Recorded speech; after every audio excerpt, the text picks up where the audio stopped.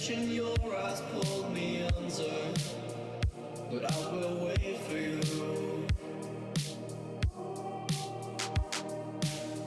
There's nothing left for me to do than run and act myself a fool. No point in trusting anyone. Your eyes of diamonds keep me up with the thought that it could be this rough. No point in trusting anyone.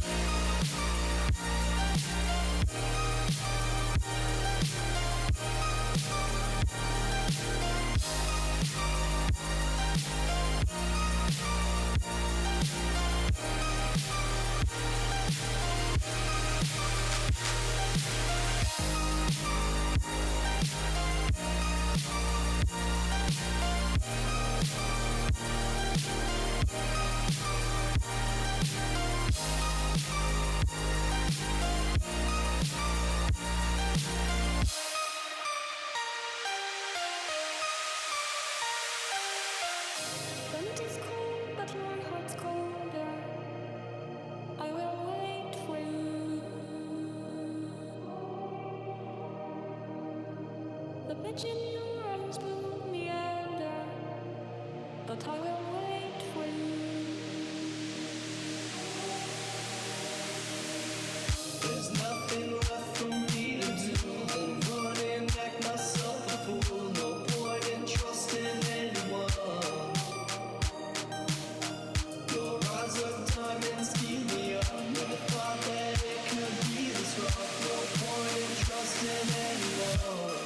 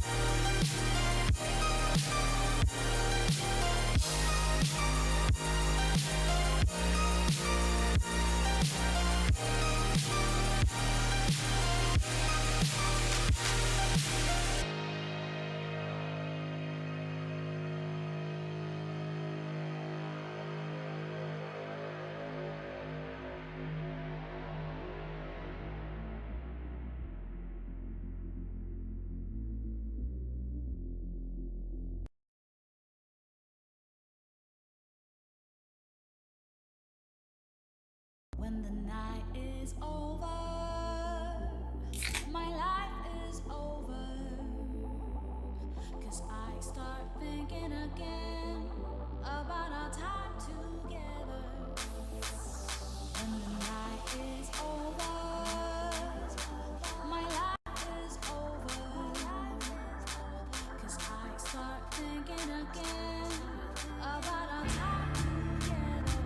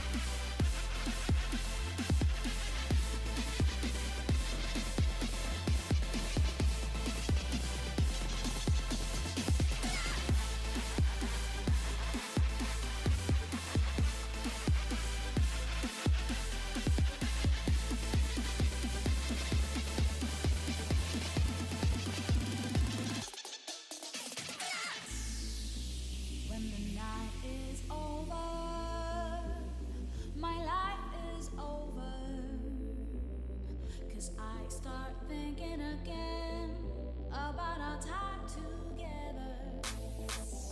When the night is over, my life is over. 'Cause I start thinking again about our time together.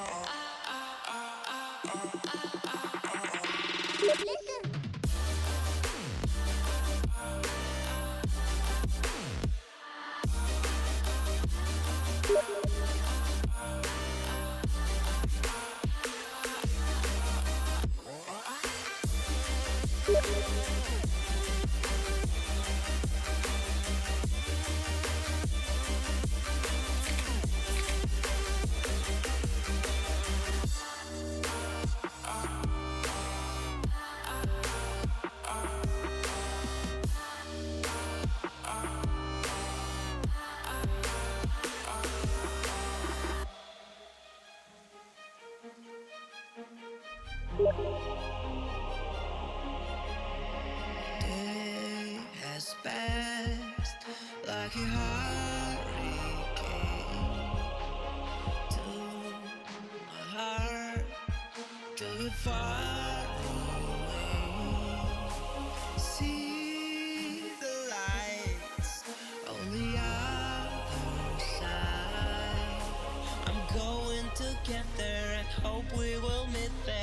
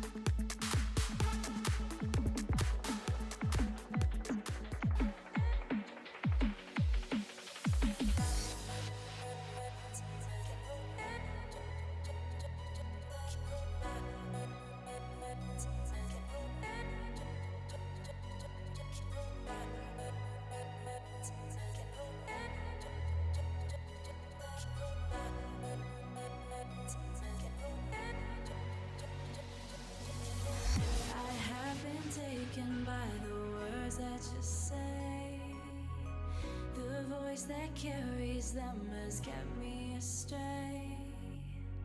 Too soon to act on it, can we ever be? That all depends on what you're feeling from me. Let me show you all the way. Let me show you all the ways. Oh, let me show you all the ways. Yeah, let me show you all the ways. Oh.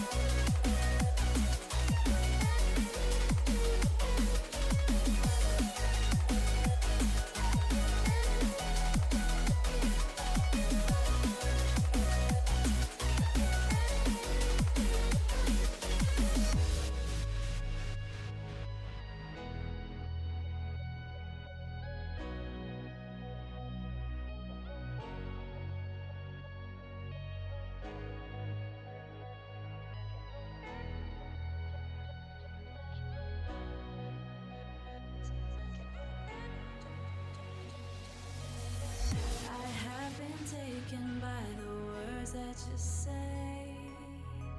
The voice that carries them has kept me astray. Too soon to act on it, can we ever be? That all depends on what you're feeling from me. Let me show you all the way. Let me show you all the ways. Oh, let me show you all the ways. Yeah, let me show you all the ways. Oh.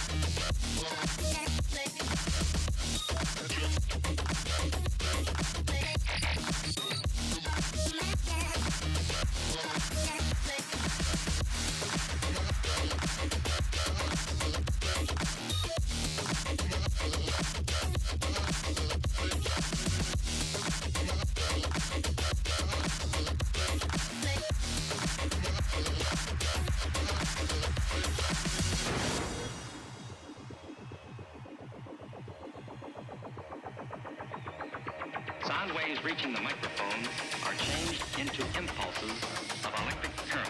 No need to worry about your pre-recorded music tapes being accidentally erased. It can't happen.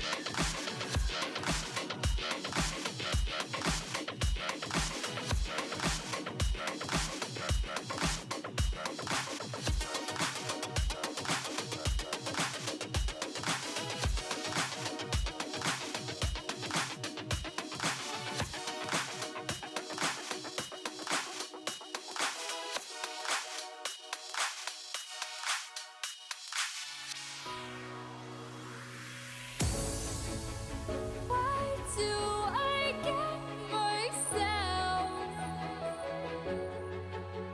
Why do I get myself caught up in these lonely nights? Oh, why? Why do I get myself? Why do I get A lot of those throughout the show today, and so even from some of the guys that aren't necessarily in competition right now, which is nice because they deserve some shine too, right, Adrian? All right, why don't we go into the captains of each of these teams and then take a look at their players?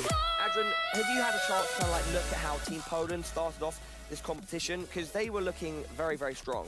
Yeah, they looked really strong. They looked like they had a lot of things drilled down and kind of practiced. They looked like they had a lot of strategy on their T side and they were just playing really well together. So, What do you think about Isaac as a captain? I don't really know too much about Isaac, Yeah. but he seemed like he was playing actually very well. He's like playing kind of like the star for their team. So, Yeah, and Pansy, I felt like when we were watching that match, that first matchup involves that Team Poland won pretty convincingly. Yeah. They like really made what was the team that they German side. Zionist team. Sorry, I was looking for his name. He really put on a show. Like he managed to play well himself, and the team was cohesive. They had a lot of set smokes, set strats.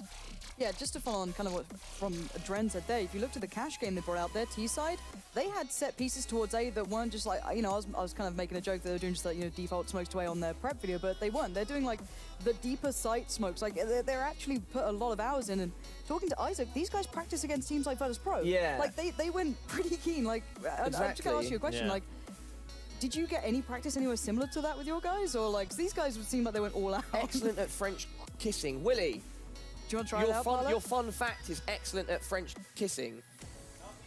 Not me, man, he says. me. Right, sure, Willie.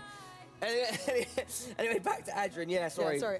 What sort of practice do you think you got in comparison? Because I think Isaac's probably got the best practice, I guess, so far. yeah, I mean, guess I'm if strong. we're playing against another pro team, then that's like the best practice you can get. We literally just all five got together and just like found anyone that wanted to play us. Got you. So- Well, apparently Neeks as well has played at Yeah, quite he high played level. for ECS, the Polish side. Like, if Yes, you- that's the one, If exactly. you followed it for some time, like it's more, I guess, like tier 2, 3, I guess, Yeah. like in between that. But you know, playing teams like I guess Reason, like a lot of those sort of guys. And if you look through HLTV, he's like the only guy, barring I think like Isaac and maybe, I think actually that's it. He's the only guy who's even got a picture up on HLTV. This guy has been there and done it, and he Yeah. showed a fair bit of that sort of consistency. Well, one of the other players that stood out to me was Stomp with the AWP. He was bunny hopping around, really nice movement, and I think this team's looking pretty strong. However, the surprise of the tournament so far, one of the biggest surprises anyway, was SkyArt beating Flom's team, physical US team that was formed Yep. at PAX in Seattle. Like, SkyArt's team put on an amazing show.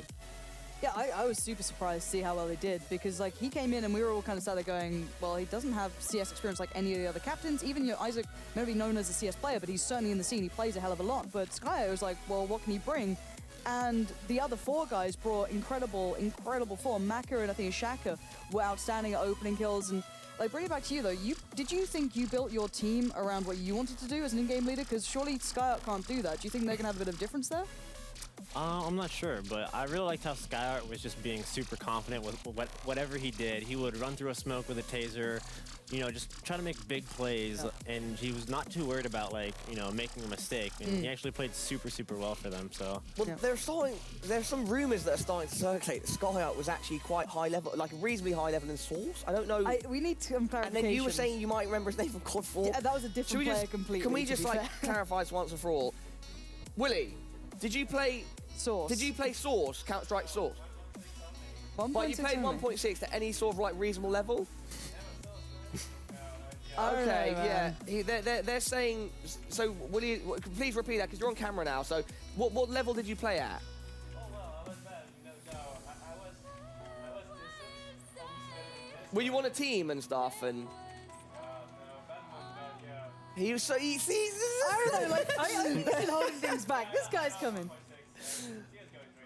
Yeah, okay. Well, it's so we shady. saw him on Cobble. We saw that play on Thank Cobble. you, It was Willie. like Thank you very much. tapping like 3 guys down perfectly, looking super Yeah. calm. But I guess like if you come in with a mentality of you've got nothing to lose and you're fearless, as said, like that taser clip, that was like, that's ridiculous. Just he has nothing to fear because he doesn't worry about it. Whereas you look at, let's say, the NA team, Flom's team, they were terrified of everything. So you've got like 2 polar opposites there. And obviously SkyArt comes up with that Yeah. kind of great mentality, super positive guy, and he's got the 4 players around him doing just as well. Adrian, I've heard that 3 of the players on the French side have LAN experience. How important is that? I think that's very important because, you know, getting those jitters out of the way and just making sure you're performing and having that experience is going to make you perform a ton better. So I think it's important. Yeah, I think it's time to get into these predictions because, you know, all of these guys, like you said, Maka and Chaka, Yep. they were very, very strong. They looked very confident, and SkyArt was leading them really well, really well. So let's start these predictions off, and of course that means we need to open the floor to Anders and Semler as well. Guys, how's it going? Very well, thank you, Paula. I mean, this is going to be an interesting game, I think. Once again, I don't know what to expect. If we hadn't seen that first game from the French team, I would have said this is all going to be ice hacks all the way. But now I'm not so sure anymore. I think anything can happen, right, Semler? Yeah, no, that's what I was talking with the French guys. They're not too confident. I was just like, man, you know, finally we have a French team to cheer for. Looks like they can win a best of 3. I was excited. And, you know, all of a sudden they're like, well, you know, Isaac over there. I'm like, they struggled much more than you did in your first best. You know, I feel like I was giving the exact same pep talk, right, that I used to give to the French teams in CSGO before I gave up hope on them and stopped caring. You know, like, come on, guys, you still got it in you. It's all good. You know? No. Now, I'm behind these guys here. I think SkyArt's got it. Well, the vote on the screen right now, that's why I exclaimed just shortly before, 94-6. Isaac has a huge fan Isaac base fans. online, so does Yeah. SkyArt, but I guess Isaacs are just piling in ready. numbers right now. Massive in Poland. And Already. so the vote from Twitch chat is very, very in favor of the Polish side. I mean, for my money, what swaps it for me, or really sort of decides it for me, is Stomp. I think he was just so good. He was so powerful. I think he's going to be able to do it again. Plus, the only French I can really sort of support is the only Frenchman I can support is really Shox. So Yeah. I have only one spot in my heart for the French. You know, like, Shox. I was talking with SkyArt, he let a little bit of a trivia drop, you know, that he's a big fan of pierogies, and he's just going to eat them all day. So, Nice. I don't know where I was going with that one. I tried. Maybe tried. it will get it going. it will get the engine going. Either way, Is it going to be a good filling or a bad one? Either way, SkyArt's name is spelled incorrectly. So if you are trying to vote for him, please do it the way that you see on screen. So SkyArt without the T at the end. We apologise for that. Maybe that rigged. They've rigged everybody. It's the Russians. They hacked the vote. I see how this Every works. time, Anders, it Every gets time. pulled back to this political approach, man. Sweden, It's not man. even subtle Even Sweden anymore. open to it. Yeah, there we go. Nice little sound effect for you there, Anders. All right, guys. Adrian knows what that's like. Should we place our heads on the line now? make our predictions? I think it's a good time to do so. Yeah, I'm going to put it back to the fact that you brought up like G2 and the French side. Some of that reminded me of the things that you start getting hope in them. You watch that first game, it all looks good, and then they earn the title that I'll never forget of the Heartbreakers, right? You start to believe, you start to think it's going to go well, and then in the second big game, it all falls apart. So I think it's going to be the Polish side coming up. I think Isaac's got this in the bag, and I think the French will be the Heartbreakers again. What about you, Adrian? I think Poland's gonna easily win it. Easily? Okay, that surprises me. Yeah. I mean, they have a guy that has like 150 maps played on HLTV, so I think they just have a lot more experience on that side. So. Okay. I'm sorry to break your heart, Adrian. But I'm gonna have to side with my Frenchies here. It's croissants every day. Dude, all I'm day. feeling. I completely agree. Like, The baguette is frozen solid. The romance is getting me, man. Like, I'm. Wait, which is better? Pierogies or croissants? Because Croissants. Oh, croissants any day of the week. Every Come on. day, I like all croissants, day, man. Come on. Carmack's gonna have to talk to you at some point. I'm just going to hide this ESL logo. Yeah. It's fine. Screw the pierogi. Give me There's that gonna be a breakfast conversation right there. No, I've definitely. And he's gonna be like, "You've never had a breakfast pierogi with maple syrup? That shit's amazing." Like, dude, Carmack. No, sorry. Flaky, golden, buttery croissant. Any day of the week. All right, then. I'm siding with you, I'm glad we Semler. settled that. I've been romanticized by the French. Like, I think it would be a great story if they made it to the final, and so I'd like to see them win. And as you nodded in agreement when Adrian made his point, so I assume that you are going with the Polish side. Yeah, I think so. I mean, not just because of the obviously hacked election, but yeah, I think Stomp is just very, very good. He's gonna make it. He is good. He is good. He's got great movement, and both sides have great players and great leaders, and we will just have to see who comes out on top. Yep. Ans and Semler, over to you guys. Thank you very much, Paula. And yeah, I mean, we covered a lot just now. And we've now, for once, actually, we've had a chance to see these teams play, so we have some kind of background by which to judge them. I actually do think the one thing that, you know, it seemed like the Polish team were a lot more serious, like, yeah, they've done preparation and everything. The French just seemed like they were having a really good time, just laughing and, you know, tasering people and knifing people and everything. That in itself could be like a powerful force, you know, to deal with. That's making the difference, Anders. Yeah. You know, it's like, can you have fun doing what you're doing? And to me, SkyArt, I think he's pleasantly surprised with how things went so far. He certainly didn't disappoint in his matches. He's not calling. Apparently, it's Maka who's calling. But you have, I mean, basically, they put him into a system. He fit into the system. And so if the system is working and you're having a good time, I think that's a recipe for success. Yeah, and he was playing well. I mean, he wasn't just doing the fun; he was actually playing really well. So I don't think it's by any means a given. I'm excited to see once we know what the maps are, just because that could be sort of interesting if we're going to see some of the maps we haven't seen yet. Like, I think we only saw Train once, we saw Cobblestone maybe once. We saw Cobblestone once. Yeah. Yeah, are there any maps that we have? We haven't Nuke at all, right? Nuke, no Nuke. Overpass. We didn't make it to Overpass. Did we have it once, maybe? Right, we did. I think we did make it. Did we make it to Overpass? Though? That's the question, because it was there as a third map. And yeah, we did, actually. That was Isaac versus Sonic, so that's right on the first day. So once, but so, there's been like a pretty good diversity in maps in general. Surprisingly enough, I think it's Nuke that's kind of like the odd child left out, right? Just very sad. The little one in the litter, not getting any love, attention. Good. Well, let it die. Let it die. Laws of nature. If you if you didn't watch some of the games the first day, if you missed some of it and you want to know these captains a bit more, we do have a head-to-head video to introduce you to both SkyArt and Isaac. So let's check it out.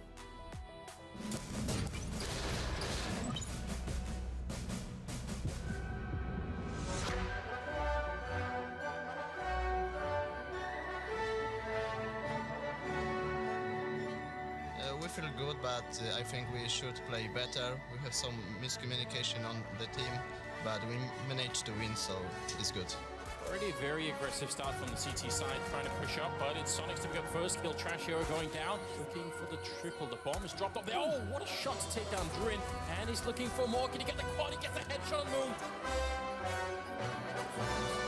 If we didn't win the first round on the first map, we wouldn't be as much confident, and the game would be totally different. When you're confident, you can do everything. No way. No way, SkyArt! What is this? He has ASUS! No! What a hero! 2 players this time, and that's unfortunate. But Maka! What a headshot! It's always hard to play the first game on LAN, but now I think the next game will be a lot better than the yesterday game. I think they feel like they're gonna win, and if we are enough confident and we take in the first map, then you can win the game. We like overseeing the aces, but you know, at the same time, he's the captain, so whatever he says goes. You've lost skill for me. Right. More goes down, almost blocks off, but Isaac comes in with a kill. Another one for the C-set 75, and a second one as well. All right then, so a little bit of a look at both of the captains there. Although, I mean, I must say this, you know, Skyart, he sort of outsourced some of his captaining and put Marker in charge. Maybe that's smart, you know, gives him more time to taser people. He apparently put a lot of work into picking his team, like finding like really the talented people that showed up at ESWC, and he had total faith in them. Basically, he was just like, you guys tell me what to do. Instead of trying to take control, whatever, he's just like, all right, who feels confident in taking the lead? Great, let's roll with it. And so far, the system has worked. He's even gone back to a map that has worked for them so far in their first best of 3, the Cobble. That is going to be the second map of this series, and that was Skyart's pick. All right, it worked in the past, so why not? That's pretty cool. What's the first map going to be? First map is going to be Cash. That's Isaac's pick. All right, so some repeat maps coming in here. Yeah, I like that. That's very interesting. I mean, I like it because we don't really get to see Cash that much these days in the pro scene, right? It's not like the go-to map so much these days. You got a few of the teams who are not real big fans of it, so I'm glad to get some Cash play. We don't get enough of it these days. Yeah, I mean, I guess especially now that the major is going to be coming up, we have a bit of a break and everything, I think it's going to be so hard to predict. Cash is one of those maps where it's like, who actually is like the undeniably best team in the world like Cash right now? Like, this is the weird thing. Like a couple of years ago in Counter-Strike, you could sort of pick any map and you'd be like, all right, so the best team in the world on Nuke would be this team. Mirage, you had to pick, like, it was either Na'Vi or VP. Like, there were some maps that were just, you know, clear cut out. You wouldn't find this team on it. Now I feel like it's so weird. Like, you know, a map like Cash could be picked up by any number of teams, you know. So if they play each other, I don't know. Like the map decision sort of process at the major is going to be crazy, isn't it? Dude, that's going to be wild. But I mean, that was at the qualifier, wasn't it? Where we just saw Cash made it to the last 2 so many times, and then it's just like, actually, bro, no, you're not getting Cash. It was something crazy, like 13, 14 times that it made it in, and we only saw Cash like twice the entire qualifier. That's nuts. So I mean, players wanted to play it. We were just denied the joy of Cash money, right? It definitely did not rule everything around that qualifier. I like the Wu-Tang reference. It's always a good time. Yeah, no, I'm excited that we're going to see it here, and it's one of those maps where it lends itself, I think, pretty well to mixed teams. It will be fun to see if someone like Stomp can put the AWP to use. He seemed to be sort of willing to take fights at any range. Like he was quite happy to even go close range with it. So maybe he will be just fine on this map. And then on Cobblestone, I don't know. What's the deciding map again? The deciding map will be Overpass. Overpass, so all right. We get like 2 maps basically that we got to see so far, where we've seen Isaac play Overpass as well. That's how he won. He beat Zonix. I mean, both maps that Isaac managed to pick up here were pretty handy wins versus Zonix teams for his team, right? I mean, they stomped Zonix 16-7 on Cash, and then beat them on Overpass 16-9. So. The map pick seems, when we were doing our predictions, I kind of wish that we had the maps just because right now it seems to be favoring Isaac. These are 2 solid maps to end the series on. It could go 3 maps, but I think Isaac is going to be feeling pretty good about it. Yeah, I mean, it'd be great if it could go all 3 maps. This is semifinals after all. You know, we want to make sure that the people who will go to the grand finals are the absolute best. And look at this, Willie. He does say excellent French kissing. What's crazy is, dude, he's only 18, and he looks like. French people are so hard to read sometimes on age. He looks like he's 35, you know, got 2.5 kids, you know, right? You know, like, but guy's 18 years old. Riddle me this though: how does he know he's good at it? Like, did he do a survey afterwards? Did he call like old ex-girlfriends back and sort of like, you know? That's a tough call, actually. At a party, right? Spin the bottle. And then, you know, every chick that he that he kissed. That's what I mean. Like, but in that setting, people will never be honest with you. If you just kiss someone, they're never going to give you their honest opinion. You have to call like a year later, and when they hate you, and say, hey, how was it? Or it's just like what a blind ballot. You know, they just have to write. That too, yeah. There you go. Put it in the box. You don't know who actually is. So anonymity. Maybe do like a double blind test, so they don't know if it's you or someone else they're kissing, and they have We're to. Talking about a lot of kissing. Yeah. Yeah, I mean, he just seems very confident, so I just want to know if he's got the science to back it up, or if it's just made up. It could be like a made-up statistic, or just a made-up, fact. Looking that French, it can't be made up. Like, it's got to be on point. No, he does look very kissable, I agree. It's true. This is different as well. I mean, it could be related to you know, something intimate. He says he flashes himself in critical situations. I hope he means with the flashbang and not, you know, in any inappropriate way. Would he? But, yeah. Are we talking? Like, he's not Buffalo Bill, right? Let's hope not. Let's hope not. Well, they think they are almost getting underway. They look set up. You can see Isaac's, you know, throwing his head around, getting all the blood pumping and the adrenaline and everything. It should be pretty good. Before we do head into it, do want to remind you that the tournament is brought to you by ROG and Intel, and that this upcoming game is brought to you by the ROG Strix GL502Q. So let's check it out.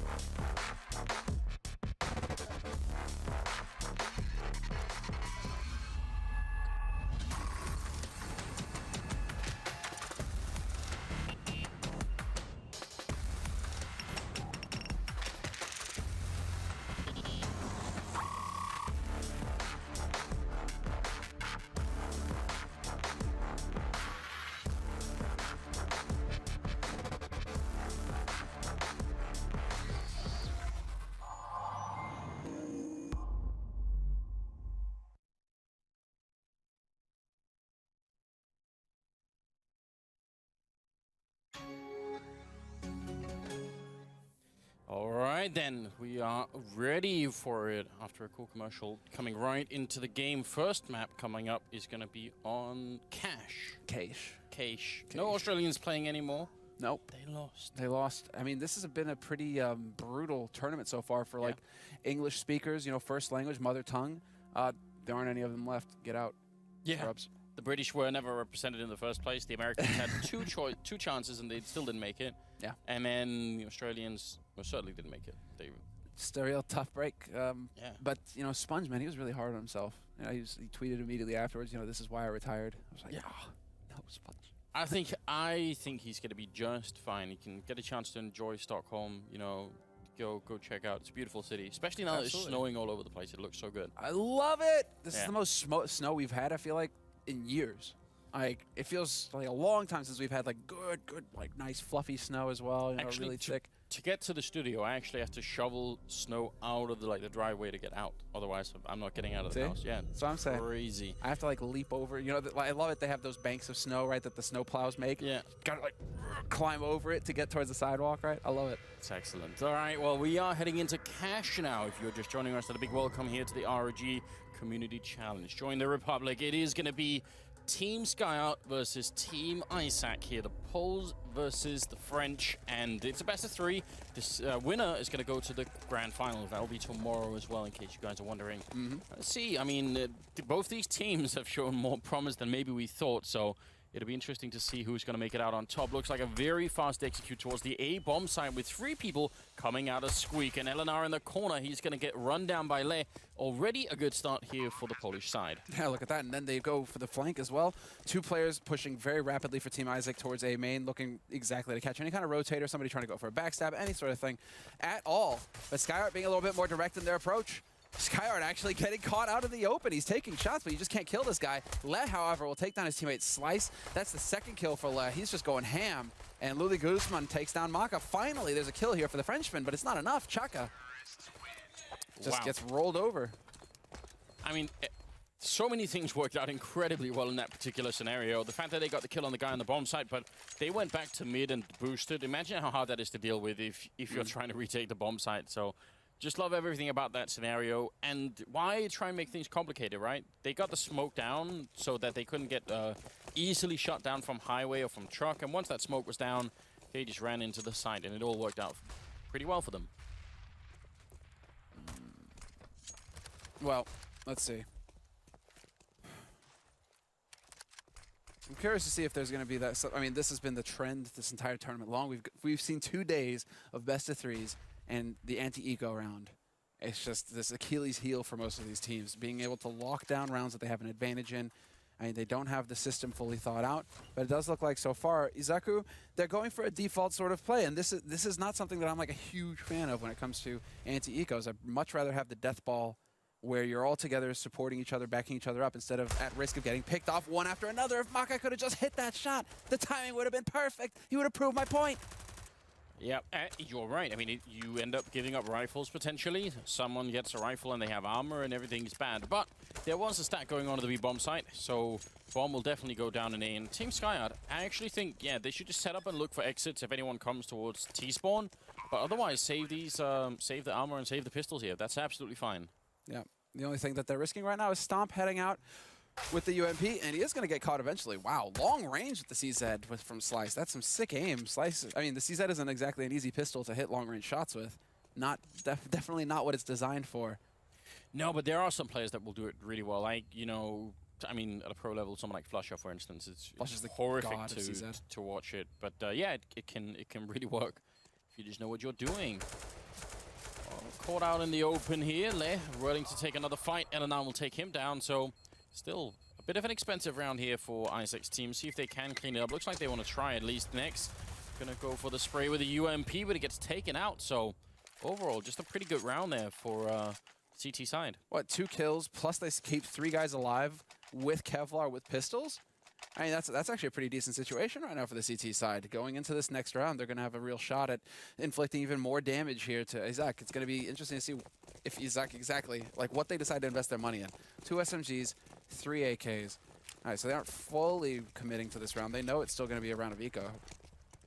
And so they are cutting just a little bit in the corners. But I was wondering if they were going to go full rifles just to deal with this threat. Oh, the grenade. Oh, no. It lands on Nex. It would have been beautiful. There were 4 people on the other side of the box. I feel like we've been cheated out of just a nuclear bomb there, and it just didn't... Nothing happened. I'm so disappointed. That would have been so good. That is a bit of a shame. That's the money grenade, right? Yeah. But at least, you know, it hit the front and it didn't just hit like some invisible ledge or edge or something, like a step, where all of a sudden, okay, the nade did no damage even though the guys are standing right on top of it. Yeah, that is true. Yeah, I'll take that over the other case, over the ladder, any day. Still, I get you, Anders. We always want to see shrapnel flying, hitting a bunch of people. So rarely happens like that. Oh, could be another fast day execute. Actually, this is a problem. Eleanor's the only one here. And Marker has no body armor. Got to keep that in mind for later. Could definitely backfire on him. They're already trying to run out. Chaka's shown up, but Eleanor is down already. The Isaac's submachine gun. Chaka gets 2 quick kills in return. Very important. And drops the bomb, looking for a third. Chaka really stepping it up here, taking down Le. And now things are not looking so good for the Polish side. He even closes the door right in the face of Stomp, who's on the other side, and he's getting wrapped on. Skyart not going to miss the opportunity. Slice will take down Lily Guzman. And that's the end of it. There you go, and it's that man right there on your screen, Chaka. He comes up with the monster play that makes the difference in the end. He was so focused. I mean, definitely one of those guys who always just looks so dead-on focused from what we've seen from him so far. After the pistol rounds, not messing around, no grins. Even when he manages to pull off the sick triple kill in the round to save it for the Frenchman, all just focused, laser beam, you know, on this next round here that's coming up, because this will make the difference. If Skyart, if they can train 2 rounds together, now we're cooking with something, right? Whereas if they lose this one, I could see Isaac very easily taking over this first half. And they even, I think they stole Stomp's AWP, so now they have 2 of them. And that's a lot of money that you don't have to invest into anything, so they can buy some extra grenades, and it's all pretty much good here for Team Skyart. Very early days. The trend in the first 2 days definitely was that it was easier to play on the T side and more difficult to play CT side. So Skyart winning the 4th round, I think, is already a good sign. What we did notice about the teams, though, going into this, is that it felt like Skyart's team, there wasn't any no names or ex-pros or even amateurs or whatever. It was just a very deep roster. When Cobble comes to mind in particular, where they were all sitting pretty much at identical scorelines, apart from Skyart. He was lagging a little bit behind, but his 4 teammates, however, were all mid to high teens. Everybody doing work, everybody having explosive rounds. And when you're talking about setting it up so that everybody, you know, it's built on individual plays. If you've got 4 players who can take over rounds, that's a big deal. Yeah, it absolutely is. Speaking of Skyart falling behind, he was in the middle with not really much backup, and he ended up going down. He did some damage, but no kills happening yet. Also, think a leg shot on Isaac there. I mean, almost he's going to be going down. Still alive, though. Chaka will be dropped by Stomp, who gets sewn down by Eleanor, in fact, who's picked up the AWP. That's interesting. Now Slice, the only one defending the B bomb site with an AK. They don't have any smoke, so they're going to have to fight him eventually. Lay will go down. They have 2 people on low health. Look at that. Isaac and Luli Guzman. I want to see Eleanor dunk that HE into the site, though. He's got an HE and an incendiary. If he can just put one of those HEs in there, this would be huge. Slice gets picked off, but he was low to begin with. There's one incendiary going into the back, and that's going to force them out into the open. Isaac just barely dodging it, but next decides to take the offense. Goes in, turns this into a 1v2. Maka, is he going to get lucky? Not today. Izaka will find the headshot first. Nobody holding on the site where that HE went in. And somehow, what, with like 20 HP between the 2 of them? Yeah. The Poles managed to pull off the win in that round.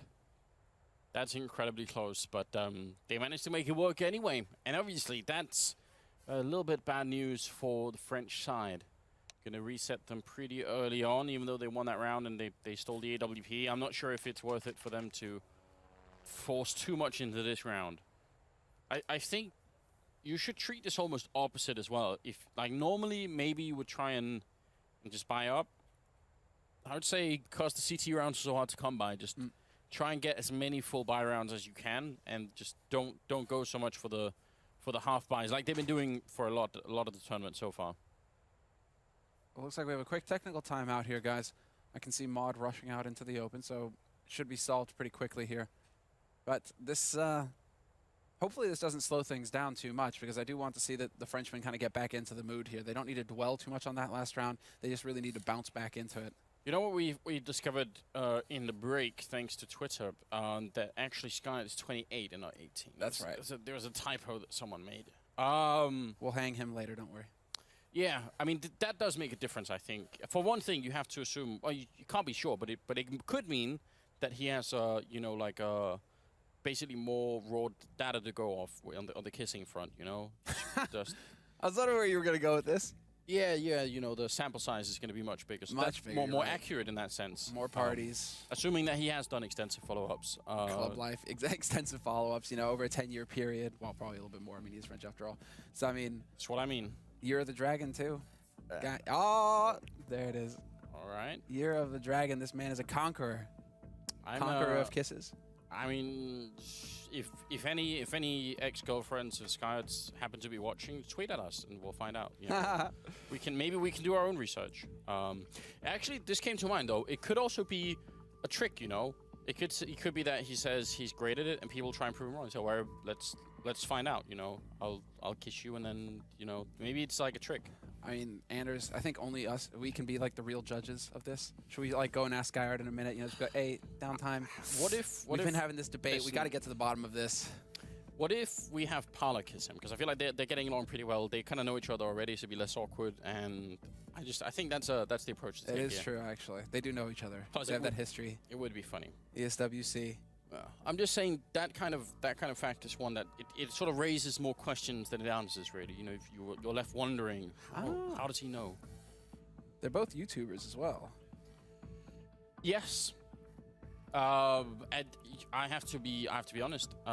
I had up until this point I hadn't even heard of Skyard. I obviously don't follow anything about League of Legends, so I don't know anything about that. Well, and I don't follow YouTube a lot. I don't like stay on YouTube for that much. I got a chance to talk to him for a bit, right, before this match, and he's much more like he says he's more of like an educational streamer, more than like he doesn't really excel at any game. He gets to a decent level at it, and then he has fun with it. He chooses to be more entertaining and more educational than anything, right? And apparently he's more on Daily Motion and YouTube.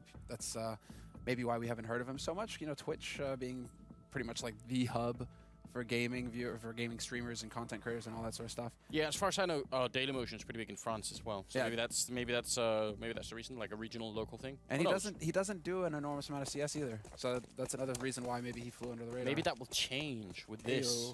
I mean, as far as I can tell, he seems to be having a really good time. So. Maybe it'll continue. Stomp is holding B, and he's going to have just a lot on his hands. Now, they're realizing there's no one in A. They're already checking it. Guzman is over there saying, wait a minute, there's nobody here, but they're still going to take the fight. Here comes the whole squad, and there's a firing squad on the other side. Leia getting up 3 kills. Chaka gets 1 in return, but that's just brutal. Chaka's still getting 1, though. All right. Out of a hard eco, why not? Best case scenario there, you managed to pick up 1 kill. And that's just one player who's going to have to spend quite a bit more money this round. Now we get into the thick of things, though. With a hard eco, that makes you think that they had just enough money if they went for a hard eco to go for a buy in this next round. And yeah, they do actually have it.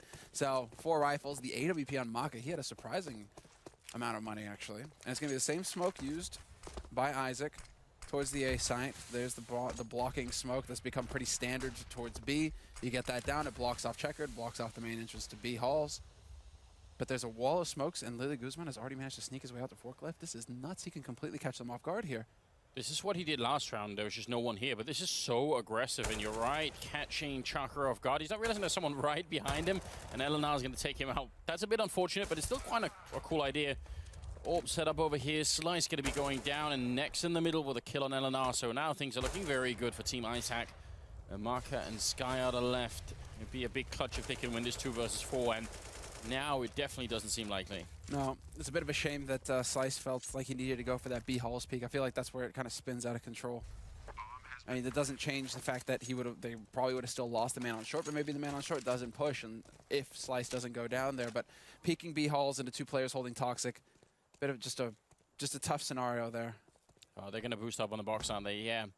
This is something that has no value except if you're saving it at the end. Like, in the middle of a round, this is not going to be a good idea. But now, probably almost certainly going to catch Nex off guard if he tries to open the door. Going to go for it. Marka's gone down. Now Skyard's position is very compromised. And smartly, he doesn't fire the gun. He's waiting now. He's going to go for it. And, oh, no, more people coming. It would have been funny if he had gone on the other side and closed the door in their face, but... That would have been sick, 'cause he probably would have been able to make it out as well. Yeah. Might have just barely had the time. Instead, we have Isaac, his team is just taking off right now. They're getting the damage in. They're managing to stop anything coming in from the Frenchmen, really. Like, that last round revolved around a clever strategy they're set up with the smokes on the A site. Allowed for, well, basically a little bit of a chaos round to come in, because after that initial pick, yeah, sure, the guy gets killed, but after that, Skyard are the ones who are trying to build around that, trying to figure out what the hell is going on the map. Very successful plays coming in here from the Polish team, and, well, Lily Guzman's straight out. He's going to pick up 1. Again, that's the 3rd round he's done that, and people they just don't see it coming. It's so aggressive, and they're not ready for it early on. There are no Molotovs or anything he has to run through. It's still a pretty good round here. Team Skyard really doing a lot of damage. Now Slice with a headshot on Isaac. Makes it a 1 versus 1. Stomp right in the doorway with the AWP. The bomb is planted very well for him right now. Slice is going to have a hard time defusing that bomb, especially without a kit. So he has to sort of find out now, or almost just has to run around inside and see if he could maybe look for him. Shot not connecting. He's on the defuse, but again, the 10 seconds, just way too long.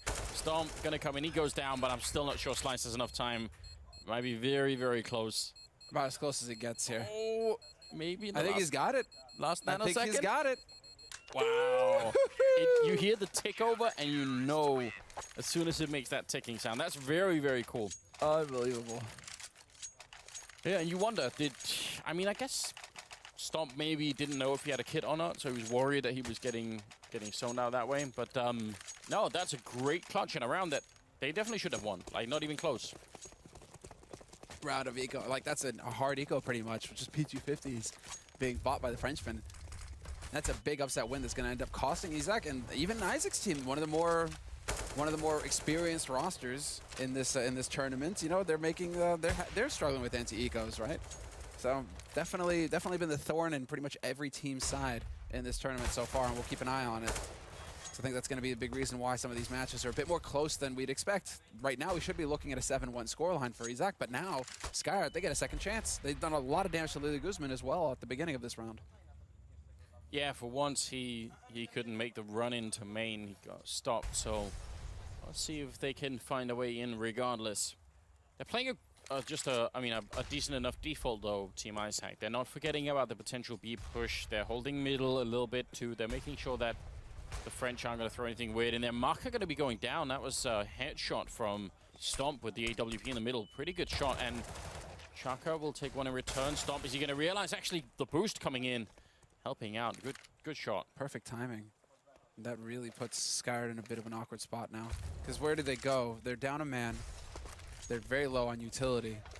And while it does look like that bomb is going to wrap towards the B site, and somehow it seems like the Frenchmen are sensing this. Slice is still alive on the B site, but the rotation is coming out from his teammates. Slice going to try and buy just a little bit more time, but this is perfect. It could work out here for Skyart. The smoke goes down, but unfortunately, Skyart decides to jump right into the way. Slice will be dropped in the end, and Eleanor with the kill. Stomp picking it up at the end. I mean, he couldn't even adjust in time there in the 1v1. Just no chance, really. So, another round and another weird position for the French here. Again, they end up playing these CT sides with almost no economy at all. Like, they just, every time, they just have to sort of barely put together a buy. Or, yeah, go on the pistols, right? This is now kind of like going according to plan here for Isaac. Just the hard reset constantly on the French economy. But this is kind of what we expected to see here. I mean, Isaac's team, this is a map that they've already played, and it was a decisive win when they did play it, right? Earlier on in the tournament, in their first quarterfinal, rather. So, I mean, we kind of expected Isaac to come into this map and kind of dominate. It's more or less what we're seeing here. Oh, Slice doing a lot of work with the Deagle. 2 kills, but Skyart will find Isaac as well. Now that means 2 versus 3. Still, obviously, a weapon advantage and armor advantage here for Team Isaac, but see how much they can continue. Stomp, quick kill there on Eleanor. He's certainly still very much awake in this game, and Nyx will take out Chaka. That means Skyart now alone, and he can't do anything here. Lack of armor and lack of rifles. Just going to be over. I mean, that was still a pretty good round in terms of the damage they did. In the Polish scene, though, right now, I feel like people have to take notice of Stomp, because this guy, he seems to be a very capable opper. Like, very aggressive. He seems to be comfortable with up-close scenarios, quick with the flicks as well. Doesn't necessarily need to be holding an angle, but can still hit shots holding angles. And I'm impressed with Stomp so far, man. As far as hitting shots are concerned, he is definitely doing work. I mean, he was my reason for picking Isaac's team to win. I mean, I really feel like he made that big of a difference. Obviously, what we don't know about him in terms of, like, you know, could he make the break into being a professional player? Is like, what's his mentality like? Sure. That's an interesting conversation to have at some point. Eleanor will be getting a kill. Slice with a follow-up on Stomp, and late with a double in return. That's so heartbreaking, because that was Skyart's chance here to maybe make a breakthrough in the round. They put up the smoke, and Next still walks through it. Gets the kill on Chaka. That's intelligent, and a follow-up on Skyart. Just smart plays coming out of the T side as well. And well, yeah, if you're Eleanor now at this point. 1v3. A very cold start here for the Frenchman, but he does pick up a kill. Turns it into a 1v2, but no kit picked up. A single flash grenade. That's all he has to work with as far as utility is concerned. It's not really enough. He needs to be holding onto his gun and backing off at this point. And if you are going to make this play, this kind of back and save, you need to do it. You actually need to commit to it. Don't hang around. Don't look for exits. Survive. All right, we're going full Robert Downey Jr. right now. Survive. It's, I mean, it can be very dangerous, because this rifle really means a lot to them. Again, their economy is just all over the place here. Maybe if the save, they can really work out, and he is going to be able to save it, so there's that going forward. But yeah, I mean, just a good comeback into that round. It looked like they had that B-bomb side on lockdown, but the double return was just too much. You see Next with the smart play. So they have that 1 M4 after all of that. And a Mac 10 on Stomp. He sees it coming. He realizes they're not going to have really anything. I'm going to just go look for them. Yeah, go murder them. Unfortunately, he's going for a bit of a headshot position, which isn't ideal with the Mac 10. You kind of want to get that spray, that body spray, take advantage of the lack of Kevlar, really get that aim punch going. It looks like Eleanor, alive on the A site, will be able to pick up 1 kill. That was on Isaac. But then once you get that info, exactly, bomb is already getting planted over on the B site. You don't even care if you're Lily Guzman at this point. You should actually just be backing off to save your weapon. Or stay alive, not donate a gun back to Maka. But Next is there to secure things. 10-2, double-digit scoreline now for Isaac. And quick rounds as well. They really aren't messing around. The Polish team are just looking to kind of manhandle these Frenchmen. I guess it is their map pick. So there's that going, and it's a best of 3. So, but right now it is looking really, really good. And like we said, the CT rounds have been harder to come by. I feel like if Team Skyart can win the last 3 here and make it 10-5, we still got a pretty good game on our hands. It's still perfectly possible they can make it back. But if they don't do more than that, it's going to be really tough. Maka with a great shot on Lay there. Be able to bring him down very early on in the round there. Yeah, great early positioning. Stomp looking for a shot at Sugar Cube. Little does he know somebody's holding behind sandbags as well. So There are some options. He's going to get that nade to the face, though. That might be a little bit of a tell that somebody was holding over there, but Chaka rotates out. In the meantime, Nexus found one, but Maka's there to trade the kill right back again, and we are into a man advantage here. SkyArt battling to pick up a third round in this first half. 3 versus 4 at the moment, with a lot of presence on A and very little mid control and very little defense over at B. I would say a big risk for the French team, but now that they get that kill on Guzman, you have to think it doesn't matter anymore. Like, they should be in a winnable position, and it looks like maybe even Team Isaac are actually going for, yeah, a bit of an A play, just trying to walk up highway.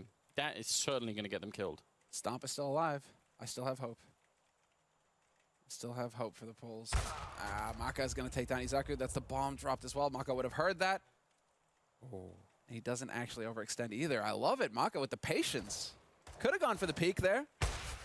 Not going to risk it, though. SkyArt will find the kill, and, well, there we go. A third round on the board here for the Frenchman for SkyArt's team. Izaku's still sitting at 10. Very good stuff there, and you're right. He didn't overextend. He just decided, you know what, I'm not going to even give him the chance, and that's well worth it. No point in. I mean, I think Stomp would have probably had a hard time winning it anyway, but why take the risk? 14th round is coming up here, and we're at a 10-3 scoreline, favoring the Polish team. Bit of a failed flashbang there for Slice, and peeking behind it is very dangerous. Almost the entire team is out there. Brave. Brave. Idiotic, right? The fine line. Yes. Have to be careful. And he needs backup right away. Chaka's in the middle. He needs to run here to just try and help him out. Molotov goes up, but they're already past, and he's going to get run down. He has to defend from both sides then. That's always going to be difficult.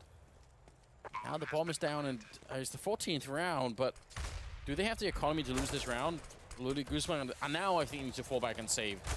This is no longer winnable. Mako with the op is going to find the parting shot, but that should be paving the way to get out of here. There's some, I mean, many flashes. I think that's team flashes that's stopping Next from actually getting in there to hunt them down. But Izaku's got them boxed now. There's nowhere to go for SkyArt's team. They can't make it to Squeak. They're going to have to hang out around CT spawn. And while all of Team Izak have to know that these guys exactly, they're stuck here. Chaka goes down, and that leaves Maka. And there's the boom. Oh. Molotov to try and force them away. He legs one, but they're still going to get the kill on him. And that's Nex, who's been playing very well at the moment. I think he's actually the top fragger on this team. So it's him and Lodi Guzman who's been doing well. And actually Stomp is a bit further behind. It's not that Stomp hasn't been playing well, but the other two have actually out-fragged him at the moment, which is pretty... That's even better news for Team Isaac. Means they have a lot to draw on if they need it. So long as, like, you've got 4 of your players in double digits right now, whoever's doing the work, it's just like the work is happening. Oh, Luli Guzman nearly gets the timing right, and the trade kill come through, or rather, the return fire, we'll put it that way. Maka will find the kill through the smoke. So a man advantage for SkyArt going into the 15th round of this first half.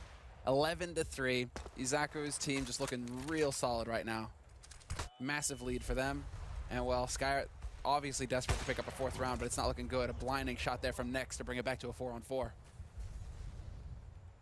Yeah, this is a bit of a silly way to die for Maka, I would say, but Lelan also going to sacrifice himself. Nex is happy to take these shots all day. SkyArt, can he be the hero? He's got the M4, could get a free kill here, but he's a little bit too quick there. Goes for the frag and picks up Nex. That's a good start. Means his team still has a chance here in the 15th round to get something done. Does pick up the 1. Now Chaka and Slice are still alive here. But Slice not for long. There's a man hiding behind Sugar Cube. There we go. That peeks out. And so now it's on Chaka, and not for long. Stomp will hit the long-range shot. 12-3 at the end of the first half here. And yeah, definitely looking like home turf for the Polish team on Cash. They're just looking so confident compared to the Frenchmen, who have definitely struggled to land their shots. Yeah, I think at 12-3, I just don't see any kind of an easy way. It's one of those things, if they win the pistol and follow it up, then we're at 12-6. What are the odds that the Polish team won't be able to find just another 4 rounds in all of that second half? I'm going to have to see it to believe it. Otherwise, I'm not sure I'm buying it. Well, you know, it is possible.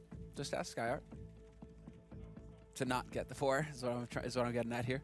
But, true. They did. But yeah, the level of the competence here They're looking pretty good right now, Izaku. So 12-3, beginning of the second half here, getting into it. They've swapped sides, SkyArt on the T side, Izaku on CT side, and Izaku's going for the 3-man on B early on, playing a retake on A strategy here.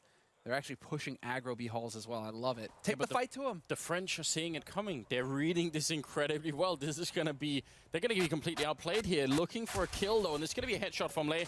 But Eleanor with the return. Nexus there. He's trying for the headshot. He's being run over. He gets 1-1. But oh my god, he hits it on Eleanor. That's so cool. And now it's down to Maka and Chaka. 2 versus 4. Nexus just playing at a completely different level today. He's eventually going to be going down, but that's just very impressive. Yeah, Izak is there to trade it back, take down Mecha. And now it's on Chaka, who's actually looking, unfortunately for him, yeah, disconnected. Yeah, this is... I don't know, we need admin mod to come over here and take a look at things. Apparently there was, maybe in that, that little moment there, they got headshot so hard that they just got ejected from the server. Well, I mean, it happens at every level. It happens to the professionals too. And once the round is live, you know, that's it. You know, you tend to just stick with it. Hard to replay rounds like these. But, yeah, that's, I mean, yeah, we can sort of talk all day about whether or not he would have been able to make a difference in that round. You never know. I didn't spot exactly when he disconnected, if it was in the middle of it or... Thing is, if damage was done, by the time he disconnected, if damage was done, then they're just unfortunately for them, I think it has to stand that that's the result of the round, right? Yeah. We've had it happen a couple times recently, in recent times actually. So I mean, you kind of just have to accept. Cloud9 come to mind at the major qualifier, in particular, like repeatedly dropping players mid-round and just having to play on because damage had already been done. I'm very interested. I mean, just look at how well they read the situation. They were ready for people to push out of B. They did, and still they ended up losing that fight. That's incredible. Yeah, that's just painful. That's just painful. And that's where you have to wonder, okay, like how was, you know, Chaka, what was going on for him? Like, was he involved or not? And that sort of, was he actually able to take shots, or did he freeze as soon as action began? That's the thing you're always going to be left wondering, right? And fans of Team SkyArt will say, oh, then they should replay the round. And fans of Team Isaac will say, well, they can't because, you know, they already did. Well, they already did the round. So fans of the rules will say if damage was done, then that's pretty much it. Yeah. It doesn't matter who you're a fan of at that point. You got to go by the rule book. I think, yeah, I think that's pretty much what it is. Ultimately, I guess that rule is in place out of a fear that if it wasn't there, someone could like unplug their keyboard after, you know, they lost a player and be like, oh, we gotta be with the round. Exactly. You know, my keyboard wasn't working. Oh, that wasn't the opening kill that we wanted. Yeah. Yeah. No, definitely. You know, if there's a way. Gotta be careful with those professional players. You know, gotta keep them in check. Make sure they behave well. But yeah, that's given sort of in light of the fact that they needed this round probably to do anything at all. You have to think that's a rough time, isn't it? It's not pleasant. It's definitely not pleasant. I think the players can. I don't know if we're enforcing the rules. Actually, I mean, it's another thing to check into right now because this could be treated as almost like a tactical timeout. We have had a few technical pauses. Players have been talking a lot as well during those pauses. So I mean, right now it's basically like a free timeout. OG, we're throwing it back. What is going to be the result? I mean, if they lose this pistol round, we're assuming that they already have. Then you're what? I'm assuming that they've already lost the pistol round. I mean, that they're not going to replay it. If that's the case, then their one chance, I think, of trying to reclaim cash and really do something about it is probably out. You know, I don't see how you can easily come back from that situation. Gotta think that's too much to handle, isn't it?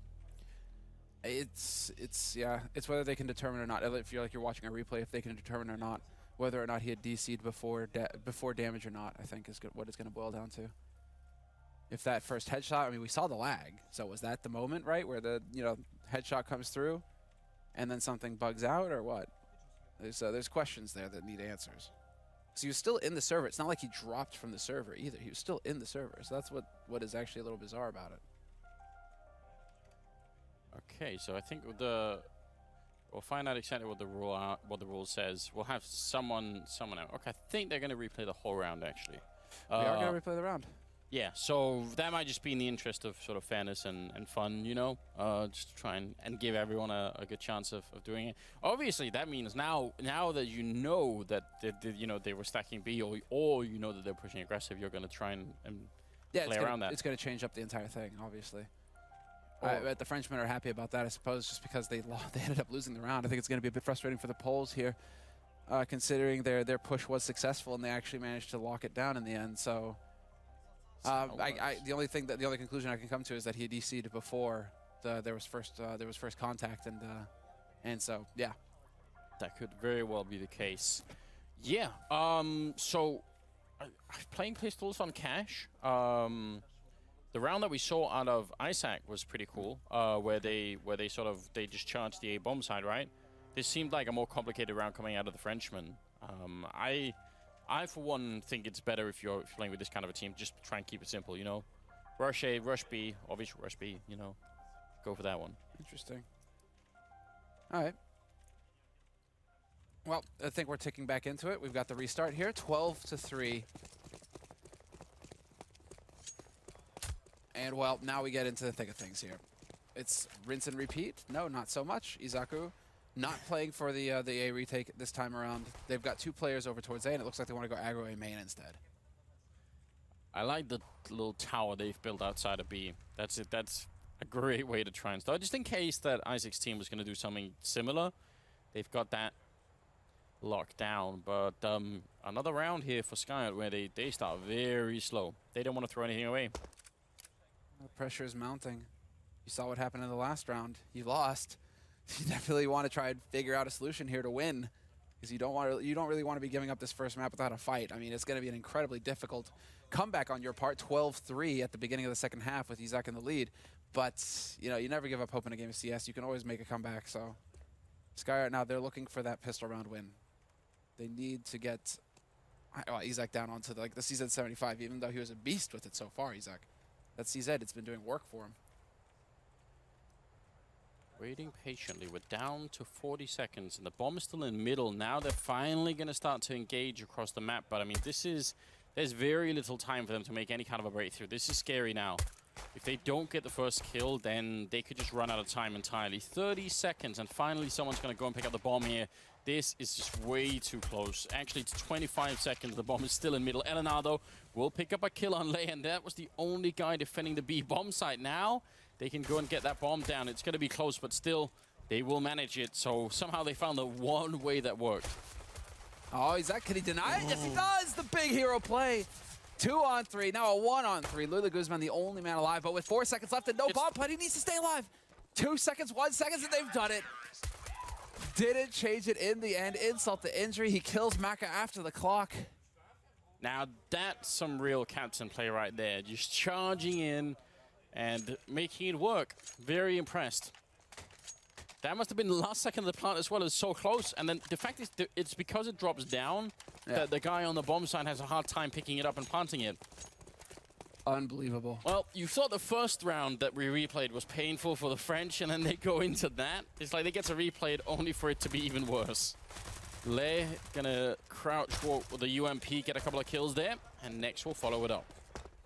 Yeah, Deagle with the Kevlar and the smoke. Nice shot there from LNR. He's nearly gonna get the follow-up. It looked like he had an angle on next, but not gonna happen. And Slice just hanging out over here towards A main.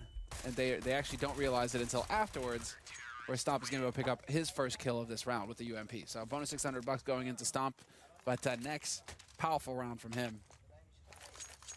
And well, now is where, you know, the pain train begins here for the Frenchmen, because they spent some money in that last round. They didn't get the bomb plant. They spent some money, so now it should be another round of eco. But you're starting to get a bit close here for Isaac, so the Frenchmen have a decision to make. Do they go for the force or not?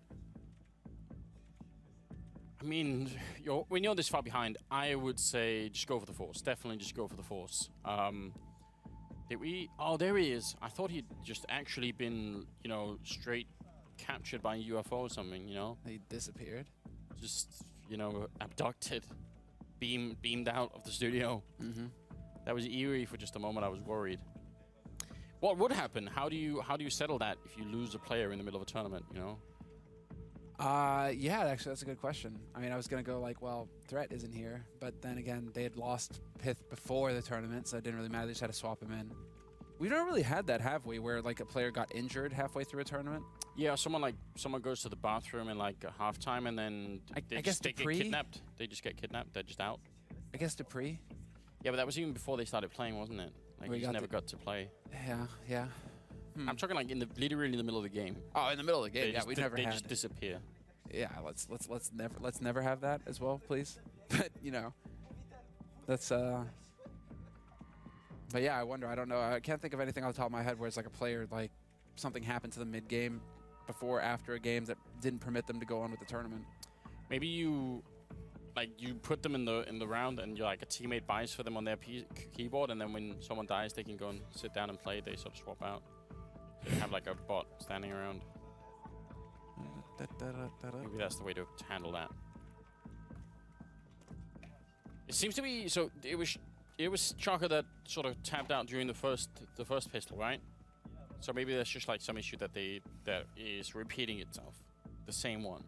Perhaps, although I mean there was a lot of talking going over on Slice's side as well at the beginning there. So maybe we can shout for Mod to ask him to restart. That always works. Restart. Turn it off and on again. I turn it off and on again. IT crowd. It's legit. I used to work with you know, technical support. At least that was part of my job at one point. Really? And it is no joke. It's surprising how often that works. And people, you ask them, have you tried it? And you say, yeah, right. And then you know, you sort of walk them through it, or you go on like TeamViewer or something, and then you restart it for them, and then it's like, oh, it works now. And you're like, my restart's the same as yours, but apparently not. I'm going. Yeah, that was how I handled the router every time. Just turn it off and on again. If the internet is bugging out or something, just turn it off and on again, or unplug it, let it sit for 30 seconds. There you go, man. It's not bad. That, by the way, is the only upside of working in tech support, is the incredibly stupid stories you end up like hearing, just the weirdest stuff that comes out of it, where people just have no idea. So you're a fan of that subreddit, like tech support gore? Yeah, it's a sick one. I've got some stories I think I could probably add to that. Some interesting ones. I once had a lady asking if we changed the font on a document that she had made, if that would change the paper she had already printed out. She wasn't sure if that was possible. No way. At that point, I lost very many IQ points all at one time. I just didn't know what to say. Yeah. I think that is like a speechless moment. Where you're just like, do you understand? Yeah, but at that point, it's not even like, do you know how anything. to? Do you understand how what reality even is? Yeah, like, exactly. Like, how is that supposed to work? Like, or that, or she just thought I was legitimately some kind of magician. Just like she just phoned like a wizard, and just like, please change the font. The problem was she had printed like literally like 300 pages or something, and then she realized, oh, it's the wrong font. And she's like, can we change the font? Oh, that's why she wanted to change the font on the print. Well, then she obviously said, well, for future documents, she was like, what about the pages I already printed? Like, can we? No, we cannot. Have you ever read a book? I don't newspaper. know. We have to go really far back to fix that problem, I feel like. Just really far back. 14-3 is the scoreline. We are in the 18th round, and things are just not looking good for the French team. They are playing on their opponent's map at the moment, so that could be part of the reason. I don't want to despair just yet. They were looking pretty good on Cobblestone last time around, but maybe still Isaac's team could do something. The community certainly were heavily behind the Polish team. So maybe they were right for once. Actually, they were right yesterday a couple of times too. Gotta have to have faith in Isaac, right? Like, definitely put in the work in the CS scene. Huge in Poland. A lot of time casting, playing, streaming. And, well, you know, we're seeing the results here. 14-3 on Cash. This is a pretty decisive first map score coming through here. Stomp going to be aggressive. Gets rewarded for it. Takes down Skyart. Get down by Slice, though. It's a shame the UMP going to waste Eleanor and Slice, the last two left. They have the bomb. If they could just get the kill on Louis Guzman, who's right here by the forklift, then there's a chance for a bomb plant. But if not, I'm not sure it's going to work out. He stops it, and Slice, actually that kill gets stolen by Isaac. But still, 15-3. That's a map point now for the Polish side. Yep, and, well, the French side. Can they get their heads zoned in right now? You know, technical difficulties can also result in teams tilting, right? Because you're all you want to do is play, you want to stay focused, and it's drawing you out of the game if you're having to constantly take these pauses to fix things. So hopefully they're going to get zeroed in here because, well, I mean, it's up for debate, right? Do you just end this map and go into Cobblestone, your map, take this to map 3, or what? We'll find out. It looks like Lily Guzman's just going to end it for them. 3 headshots, all of them coming right through the smoke. Slice the last one left in a 1-on-4, and he's been spotted on the bomb side. He's going to go down a stomp, and that will be it, ladies and gentlemen. For the first map at least, it will be Team Isaac taking the victory here and moving on to the second map, which is picked by Team SkyArt. So it is not done yet here for the first semifinals of day 3 of the ASUS ROG Community Challenge. I'm interested. I'm curious how far we can push this if we can get a map 3. I'd love that. I'd love to see Cobblestone between these, Overpass. Overpass, That's yeah. the third map. That'd be cool. Overpass between the two would be pretty sick. I'm always a big fan of Overpass. Love watching that map, playing that map. So I feel like there's a lot of options on it, right? So it would be fun to see these two teams clash. Isaac would definitely not mind going to Overpass if it comes down to it because they've already played it this tournament so far versus Tensky's team, or rather Zonic's team, and they won decisively. So if it goes the distance, I think that I still you kind of have to back Isaac. It could very well be true. I mean, we're gonna have to find out. Obviously, a bit of a one-sided match, really. They just didn't get many chances. If they could have won that pistol round, maybe they could have been something. But they pretty much got knocked out on cash. Yeah. We have some help here. Parla, please, can you help us explain what happened here? It's a shame because Willie SkyArt just walked off, and I was hoping to maybe just shout, was that expected? Like, just to get their opinion. He's hovering around now. He's heard his name. He's like, did you hear your name? Yeah. Willie? No, he's gone. Because I wanted to see if maybe they expected that result on cash. Yeah, he's disappeared. Sorry, everybody. He's run off to cry. Do you think they kind of expected that? It didn't really seem like they had the tools to use. Honestly, I'm still more curious about the whole kissing thing, Parla. Can you help us out with that? Figure that Like, out. Why? What? Because with me and Are you the one? You've spent a lot of time with these guys already. Are you the one coming up with this trivia? No. You know, like, is it up to you, really? You know, like, hey, I heard this. You know, don't ask me how, but I heard this. I'm not the one coming up with the trivia. He is definitely a charming guy, though, so I wouldn't be surprised if he had a lot of experience in that area. All right, practice makes perfect.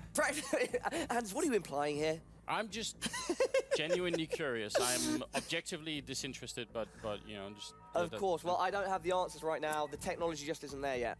All right. Well, Damn one shame. day, someone should work on it. Should we move on to talking a bit about what's going to happen with Cobble? If you insist. Yeah. All right. So, any opinions then from you guys before we kind of like bring it back to here on the stage? I think it's going to be closer, but I still think Team Isaac will win it. But Yeah. closer. Semler? Jesus. Yeah. Team Isaac, I think I kind of have to. Well, man, it's Cobble though. Anders, it's Cobble. I got the Polish team here. You still got a Polish team? Yeah. Yeah, the dream's dead. The dream is Yeah, dead. it's That's it. long, It was yeah. a short-lived team. I had hope briefly, but yeah, the dream is dead. All right, well, thank you very much, guys, and we will be back with Anders and Semler after the break, but we will do a bit more discussion here on the stage first. Adrian, what about you? How did that kind of like match play out in your eyes? What was wrong, what was right? Well, I think a lot of the maps played at this event are going to be very T-sided, just because it's easier to just group up, hit a bomb site, and then CT side comes down to a lot more communication, teamwork, like a lot of chemistry that needs to happen there. So it probably looked worse than it actually was because they just got really good T-side rounds and just really got a streak going. So I think Cobble, they have a chance, honestly. It's going to be a lot closer, and I think they had a really good CT side against Flom's team. Yep. So I don't think it really matters what side they start on. They're going to have a decent Cobble. Yeah, Lauren, they didn't look too dejected after the loss, so No. I think maybe it was slightly expected. If not, maybe they didn't hope it would be in that rough of a fashion, but it did seem like SkyArt and the guys were definitely not too upset. They walked off, they've got up, they haven't sat down and got into a lull. It was a bit of a mercy kill at the end, right? You put Isaac on the T side. We know that T side on cash is actually pretty sick. We saw, again, them setting those beautiful standards they did before, those smokes going towards A, no matter what they're doing. Like, they're playing a really nice T side regardless, so that worked out very well on cash. And then once they swapped sides, they didn't get the pistol. It was pretty much a mercy kill. It was done. So. Yeah, look, Laura, no, excuse me, Semler and a certain human being over there. There is no way you're going to come on set and not have a quick cameo. Nice. You guys are going to love this. I'm not going to reveal anything. Do it. Would you like to appear briefly and just say hello to everyone watching? Because it would be a treat to everyone. I'm avoiding using a name here because 3, 2, 1. Welcome to the stage, Mr. Moses O'Toole. How's it going, sir? Loki. Do you want to grab that? Yeah, we've got a microphone for you, so if you want to say anything. What's up, buddy? Welcome to Sweden.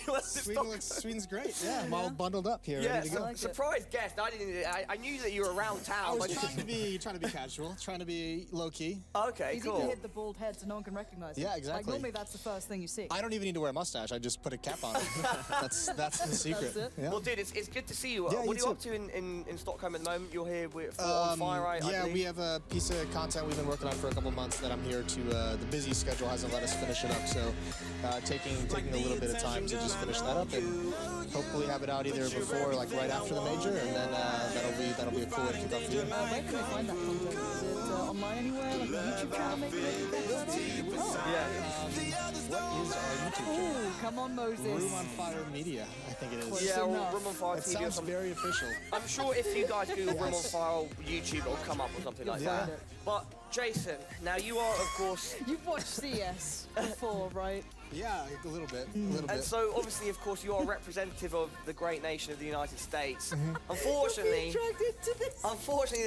the two US teams, one of the captains sitting next to you right now, Adrian, they didn't go How's it too going? far. I'm not sure if you got to catch it, but just what are your initial emotions and I responses heard to there was. that? I heard that the European teams were purposely poisoning my North American representatives. I heard there was that's some, true. some Yeah. food poisoning, some bowel issues. Every so, hole I mean, what can Okay. you say? In Sweden, things are being a little bit shady. Bowel issues true, but I think the phrase "shit the bed" wasn't in reference to that. To be fair, it was something else. But They made it to the bathroom, I hear. that's true. So, That's true. yeah, no, but I mean, what can you really expect? Sponge is out. That made me happy. Oh, SpongeBob absolute trash. To be fair, I think Chad's just given up. Like, he's not anywhere On near life. us now. He's not He's near the probably desk. like He's- sitting out in the snow in his thongs, Yeah, that's what I dream shorts. of. Yeah. yeah. Well, I mean, Jason, I don't want to take too much of your time. I just saw you. I thought I'd be cheeky enough to try and grab you. So thank you for. It was very cheeky of you. This was the definition of cheeky. Thank you very much for coming on. I Yeah, hope of everything's course. going well with you. You can Yeah. search his media online, whatever. I'm sure you'll be able to find anything if you want to say anything to the people watching. No. We'll grab a beer later after the show. Of course, bro. Looking forward to it. Thank you, Beer dude, for o'clock. coming out. Really appreciate it, man. Yeah, absolutely. Thank you, Oh, bro. that was really awkward. Thanks, guys. How was that awkward? It's cool. Don't worry. You can't just call a we can't. You can't just call a handshake awkward. Try Do to what I make it want. awkward. Do what I actually Anyway, want. guys, I think we've covered enough. You know, going in. of Moses. No, We've covered enough of Moses. We now. covered the points about going into Cobble with the casters and stuff. Yeah. It could maybe favour Scar, but I think the momentum from that first map, might have to recede and take Oh back no, my. you say it because Willie's not here. If he was in the room, you'd be like, "You've got this guy up." I really want them to do it, but I just don't know, man. They were looking even. Neeks had suddenly found that pro form again. Yeah, he's actually and nuts. he was standing out so strongly in that map. Guys, final Yeah. thoughts before we go to a break. Leaks hard carry. Done.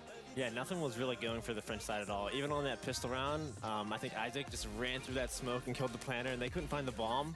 I was like, oh, it's done.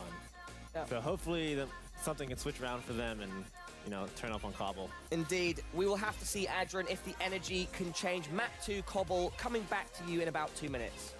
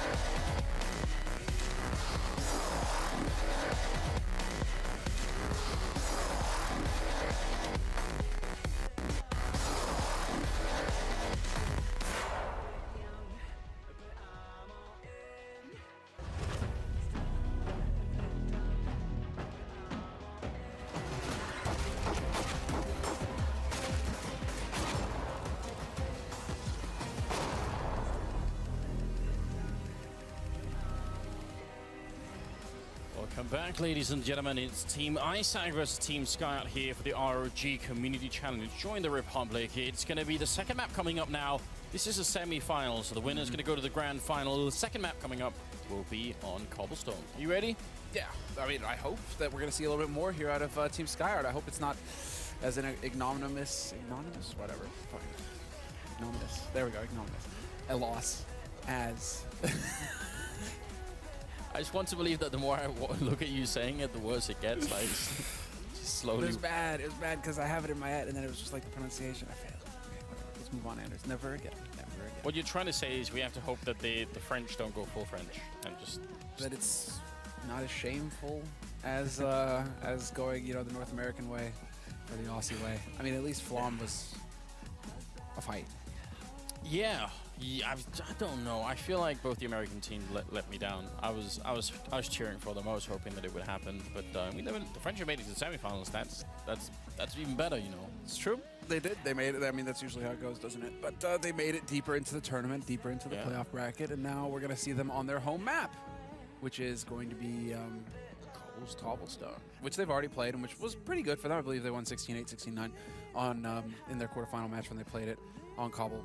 Skyart's team. So I seem to remember they were playing very patiently on that map. Like they would sort of set up and, you know, try for the B executes and, you know, just try and play it really slowly. Like they weren't super aggressive. So I'm wondering how it's gonna play out. And I do still feel like, especially now that, because I was saying Stomp was going to be sort of the main deciding factor, but actually it was next on that first map. He went out of control. He just hit every shot that he needed to.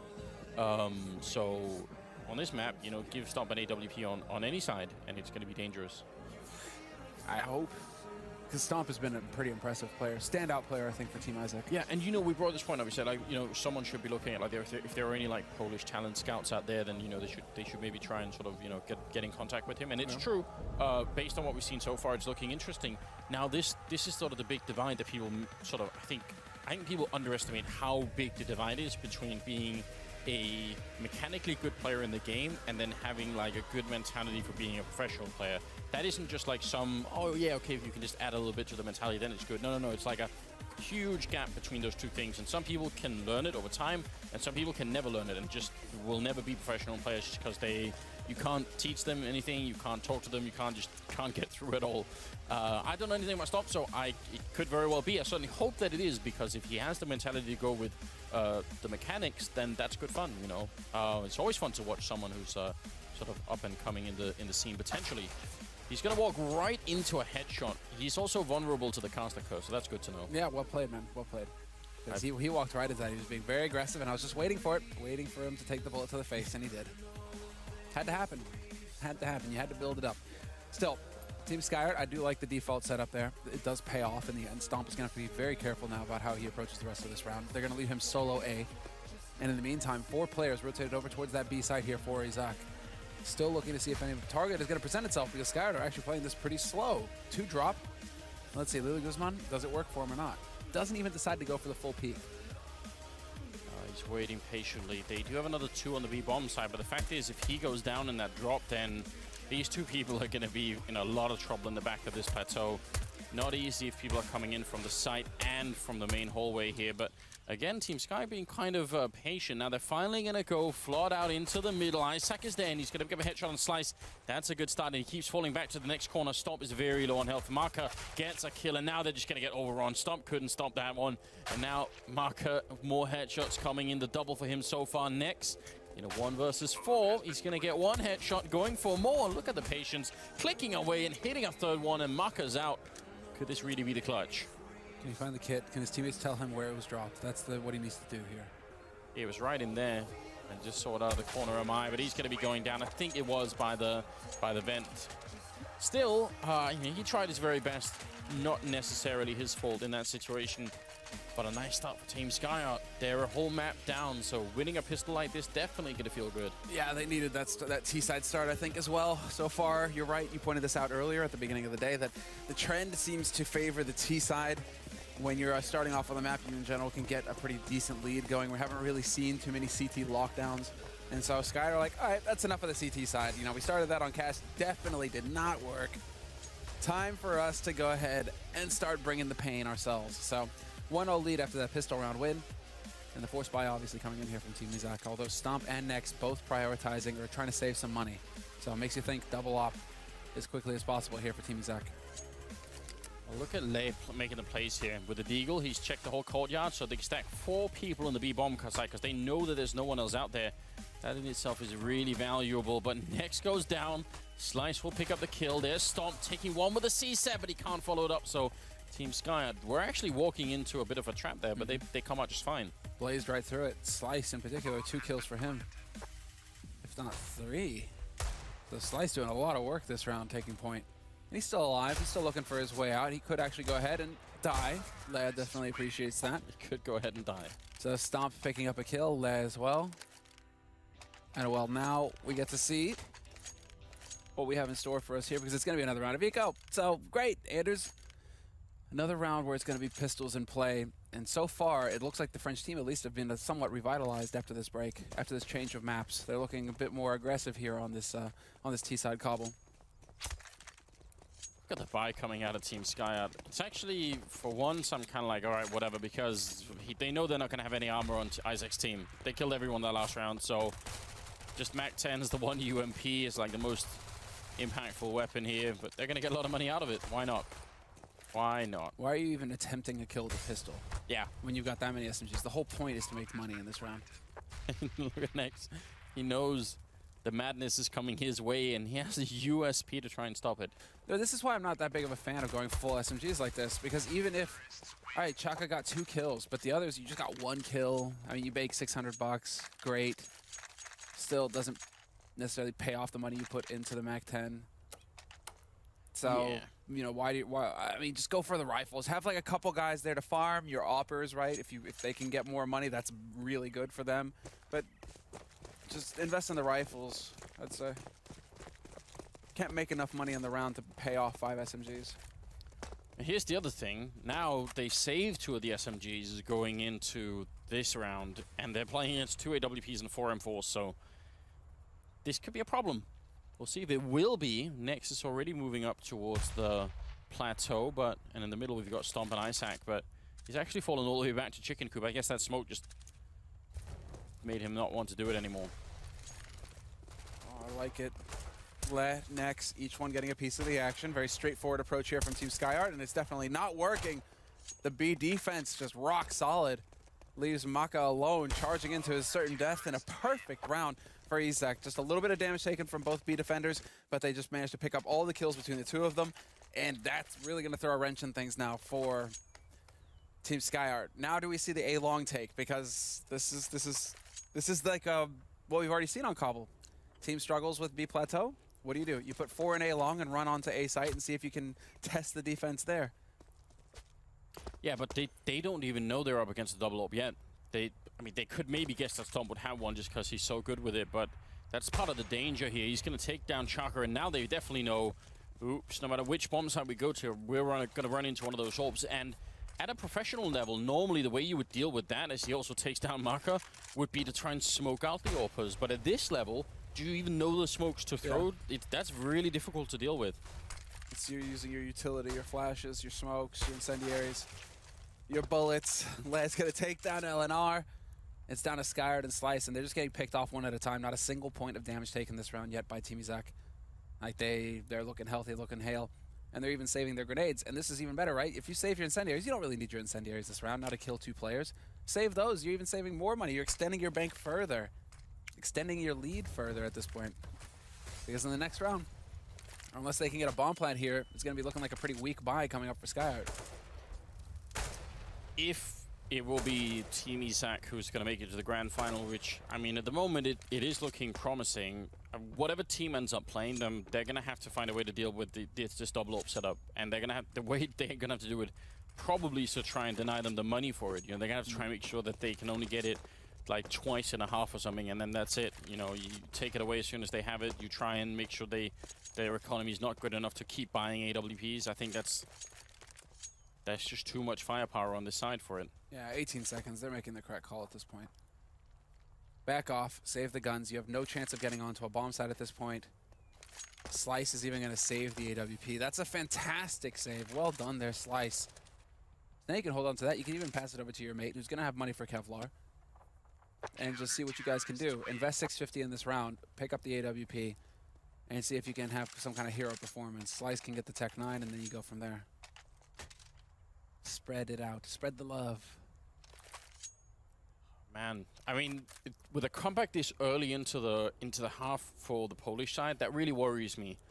I thought them winning the pistol and then just continuing on, especially because they bought the double up. I thought, yeah, this is an expensive buy. It means if Sky can just win this round, then they'll be 5-0 pretty quick. But the fact that they've just won 2 in a row, oh, actually, look at the timing and the grenades there. Mark are going to take down Stomp. That's a good start, and that was the saved AWP. Yep, and a force buy coming here from SkyArt. So because they managed to hold on to both these guns, it's Tech 9s as well as nades across the board here. With Slice on that AK, saved from the last round, but Maka just doing work right now. 2 big kills for him with that AWP. Severely weakening the defense here for Isaac. Le has rotated over to support his mate Isaac on that B site, and we have a little bit of a delayed push coming through underpass, but it's going to be too late. Le, however, trades 1 for 1, but that's not going to be good enough unless Luli Guzman can come up with something big here. And he will. 2 big kills brings it back to a 2-on-2. That's massive, and they couldn't really help out. There was a smoke blocking the rest of the team there for Team SkyArt, so Marker and Slice couldn't easily make it onto the plateau either. Now they're going to be running back, but Isaac, is he going to be in a good enough position? They don't have any smoke here to block him, so he's just going to be there. But Marker legs him and then runs through the Tech 9. He's unstoppable in this round. It's a triple kill for him so far. And now Luli Guzman has to try and see if he can essentially quad kill his way out of this round and just save it for his team. Now look at where the bomb is planted, and look at Marker. He's moving all the way back on that ramp. This is an impossible situation. Bomb is planted for ramp as well. So when there's an op and play on ramp, you need to kill this guy on the site, make it clean. Absolutely no reason for Slice to be peeking right now.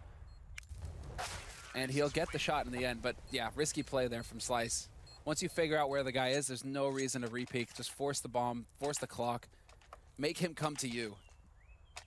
So, risky play, but still, they do manage to come off the back of a saved AWP here. So they do actually have it. The hero op, Anders, once again, it shows up to the party. It's never the guest that you want to see if you didn't invite it, right? If it's your house, it's the kind of guest who just goes romping around in the living room, breaks a TV, and it's a nightmare, right? But if you're a party crasher, best guy to have at the party. Definitely. Yeah, I mean, you saw the result right there. It's amazing. Now, Slice will be taking out Luli Guzman, and the thing is, Team Isaac, just even off those 2 rounds that they got, they can still buy fully in this round. So they have all the utility. If they get broken now, though, I think that's going to be the end of it. Then they'll have to eco again, and then Team SkyArt are back in the driver's seat. Oh. Yeah, there was some hope there, brief hope for Isaac. It was looking good. Back-to-back near perfect rounds, which means they have money. But now Le trying to force something. He's going to get caught. That's another kill going the way of SkyArt. 5-on-3. And they have yet to commit fully to a bomb site. Smoke goes down a block-off connector. Next, will catch Maka getting greedy there. And now a man advantage for SkyArt, who have used a lot of their utility. Now it comes down to aim, because they have a single flash and 2 smokes to work with to get out onto a site. 50 seconds left in the round as well.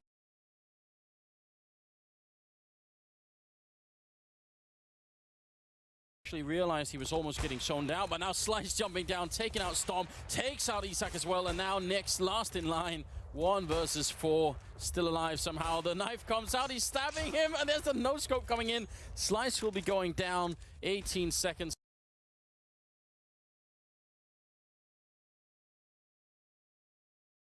Might want to think about saving this orb again for a reverse hero round.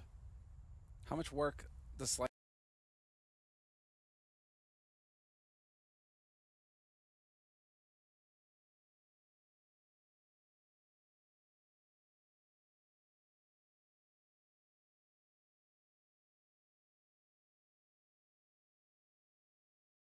Definitely looking a little flustered here. That money that they had worked on saving, going back-to-back big rounds from them, evaporated, gone. And this allows for Team SkyArt basically to do whatever they want. Do they go for another plateau rush? Do they start hitting that A site in a real way, apart from looking for duels with Stomp? You know, why don't you just take over A-long aggressively? We haven't really seen that from them yet. Underpass. I mean, there are options here that we have yet to see. There's some depth. We'll see if there is some depth, rather, to the playbook here for the Frenchman. 7th round, and I mean, with SkyArt taking it that convincingly, I'm wondering if they are just going to be able to do the sort of the reverse train wreck here, because that one AWP, soon, especially because they have marker on the tech line, as soon as they figure out where it is, they should just go the other way. Just literally sacrifice one person and then run the other way. And actually, they're going to run right up to the A-bomb side. That seems to be the perfect choice right now. AKs all the way. Yep, straight up. There's the rush. I love it. And now it's the round of eco coming in. There's the little bit of smoke just handed up there. Gifted. Izak not going to make the CZ75 work this time around. Maka will find the kill on him. And that's, I mean, I get hype when I see Izak with the CZ now at this point because he's been looking good. He's just been, I mean, he seems to be one of those players with the CZ, with the pistol in these eco rounds who's consistent at picking up multi-kills and just doing damage, at least picking up one. So seeing him go down without getting anything that round, it is a bit surprising. Gonna go ahead and make up for it. Double shot from him. Could get a third as well. He does actually get it, making it expensive for the Frenchman. I mean, that's a lot to get out of a round like that. Quick triple kill for Le. He's shown himself to be pretty good even earlier when they were in the quarterfinals. He had some really good rounds. So, yeah, a lot of these players are really stepping it up. He's also top fragging at the moment, but they will lose the AK there instead. Next, we'll be able to save the AWP, and we'll see how far it can go. This is one of those situations where I feel like they just, again, I think they just need like 5 rounds or something on this first half for the Polish side, and it'll be all right. Eagle shots, even just spamming with it. Yeah, that's just spray and pray right there. Quick as he can with the dig, and he finds the headshot. So the man is grinning. The man is definitely happy about that, Anders. But now we have to see, can he continue to carry through with that?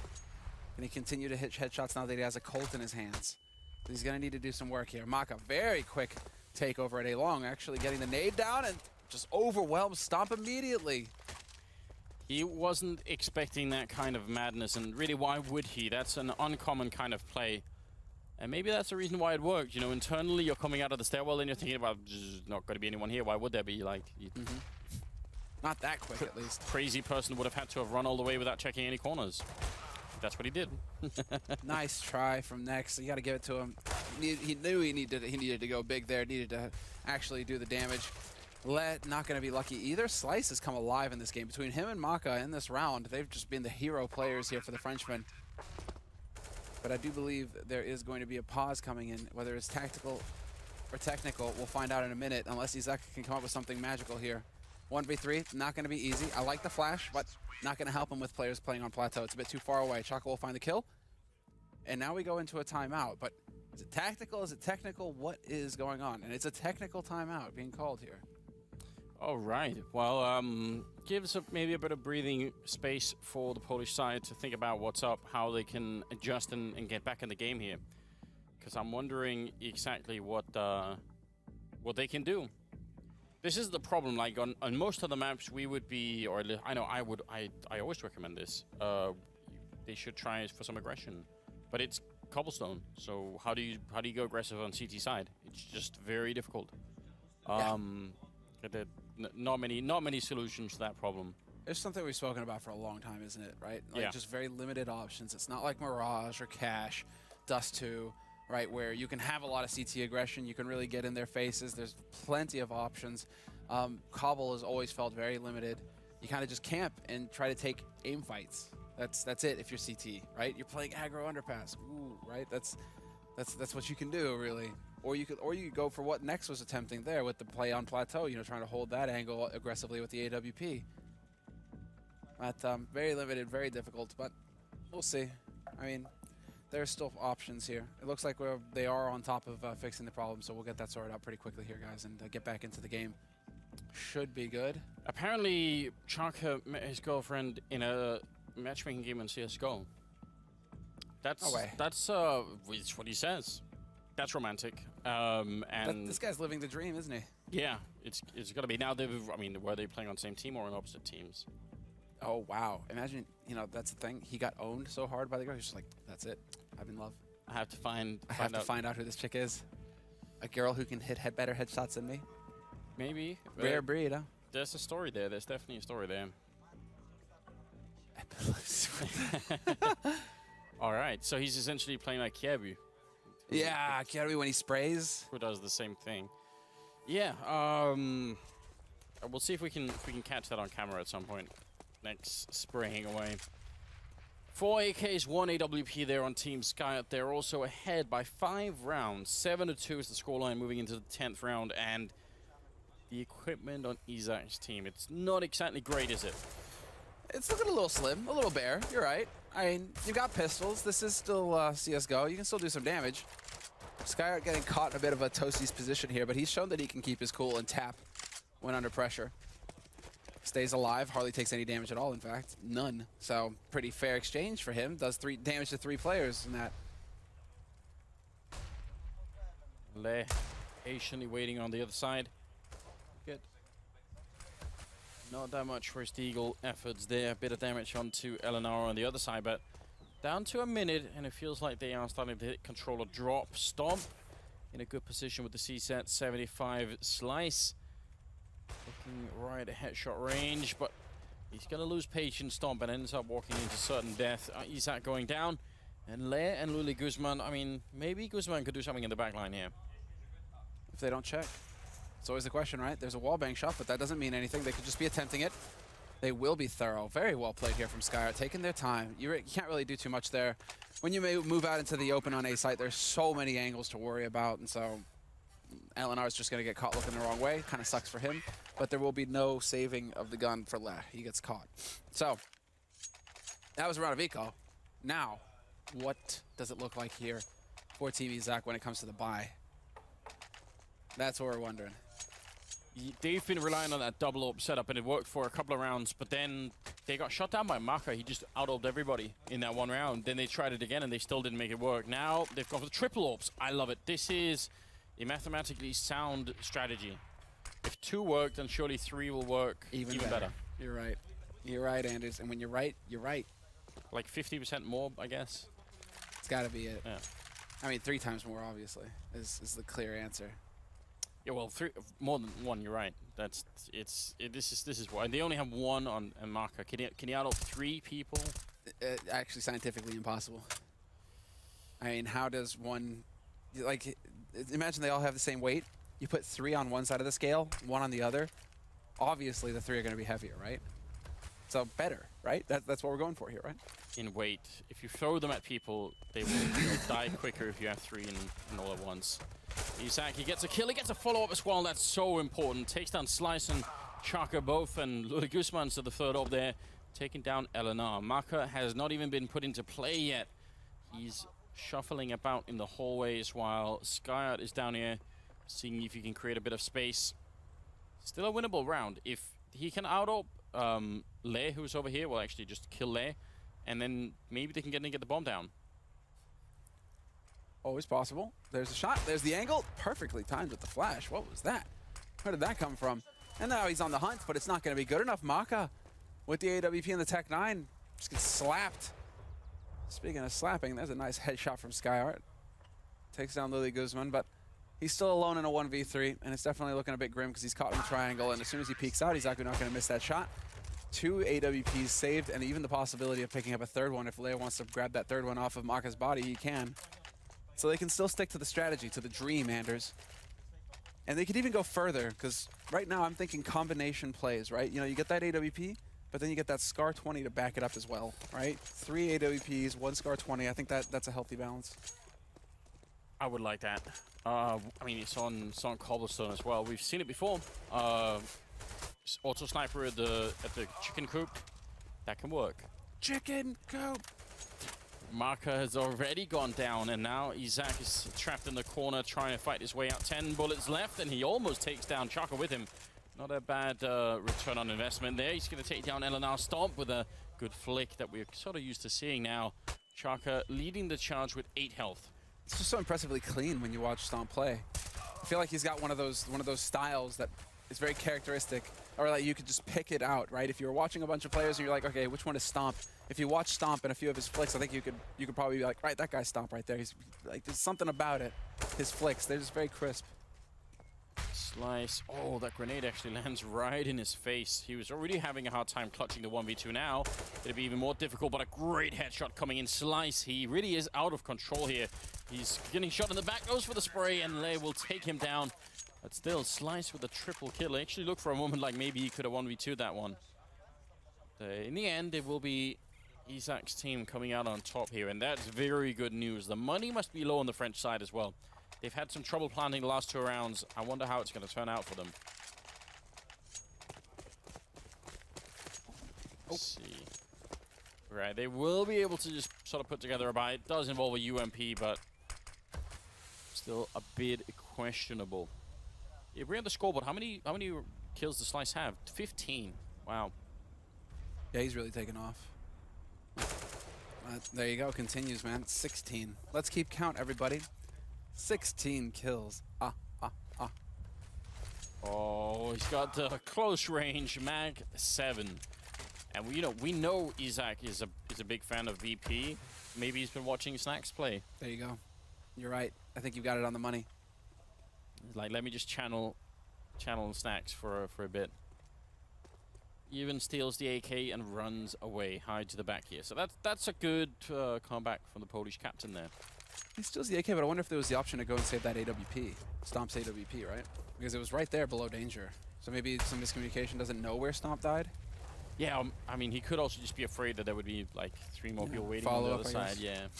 But you're right. It's an expensive rifle. I think he must know where it is once the round is done. Like, if they win this engagement over at B, maybe he's going to go and try and steal it. Next, sniped up, ready to pick someone off, and that's going to be Skyard going down first now. Oh, he actually tries for the shoulder peek. That's a good idea for Next, but it doesn't really work out. Ludi Guzman goes down. Still a 2-on-2 with Lei being dropped very low, and Isaac's coming in from miles away. The bomb is going to be going down. Attempted shot there. He's really looking for it, Maka, and he's done it before. Eleanor will take down Lei, though. Now it's all on the Polish captain here, Isaac. He's going to get one. He sprays long range. Maka getting dropped a bit low here against the AK-47, and the bomb has plenty of time on the left still, and there it is, the headshot coming through. Triple kill for Isaac, and he's going to save his team. That's some true leadership, Semler. Okay, then. Yeah, exactly right. That is sick. It's also very, very frustrating to watch. If you're obviously rooting for the French team there, how many shots missed with the AWP? Just agony. Maka, that's going to be haunting him. He's down to 27 HP, and he goes for the repeat. Not really playing the bomb, not letting it get to the point where Isaac has to get up onto the site, instead just constantly challenging, and that will come back to bite them. But it is still, I mean, look at how close it is between both of these teams. Isaac's still going for the Swag 7. There's a CZ on Stomp. And in the meantime, Skyart, they've just put together rifles and a handful of grenades and a straight rush onto the B site. Next, this time, however, will not be picking up the kill. Oh, they're just wall banging him through, but they're not really connecting now, and he's going to get 2 kills. They were all so busy just peppering the chicken coop, but in the end, he's just not really going to be that affected by it. That's horrific. I'm thinking they're getting quite a few rounds on CT side here, Anders. Like, this is actually starting to get pretty good for Team Isaac. I would like to submit an official request to the Valve development team here, since it is called the chicken coop anyway, and it does have like a little fence in there, like a little net. Right. Why can't there be chickens stuck in there so that when you wall bang through, they get popped, you know? They blow up? Yeah. You're a monster. No, I hope you understand that. I think it would be more, you know, submersive. Like, I would believe the game more if it was that case. Who has a chicken coop but no chickens? They're all over the map. The worst farmer of all time. It's true though, like with Nuke. Oh man, what is this? That was awkward for Stomp. Walked right between the two of them, so gets caught in a crossfire, obviously. Zaku gonna get traded immediately by an LNR as well. Into a 3-on-3. Bomb is still outside of A. It looks like Skyart, for the first time in a while, want to head over towards this A site with the bomb. Just as you say that, he's thinking about cheating you. Yeah, I mean, the really sad thing about Stomp being aggressive in that round is the fact that their Team Skyart have almost no equipment at all. So if they just played it like an all-round, it probably would have been way better. Now they've given up an AK. Yeah, now they're actually kind of stressed here. 15th round, last round of this first half. All or nothing in a 3-on-3. And 2 players for Skyart have pistols. So let's see, Slice sets up the flash right off the edge, not going to be effective. Nobody there really for it to flash to begin with. Les playing this passive from Connector. But we're down to 30 seconds, so Skyart, they're going to have to make up their minds. And it looks like it's going to wind up on the B site. Curious to see exactly where Nex is, and he's pushed up on Plateau. A very aggro position from him. This could be wonderful. Yeah, it's going to... Not easy for them to check this one, but they're coming so many people around the corner. He sprays one, Slice goes down, Next doing so much work. Probably would have been a third one if he hadn't run out of bullets. It's so much harder to kill people when you don't have those, and Skyart will go down to the flames of Le.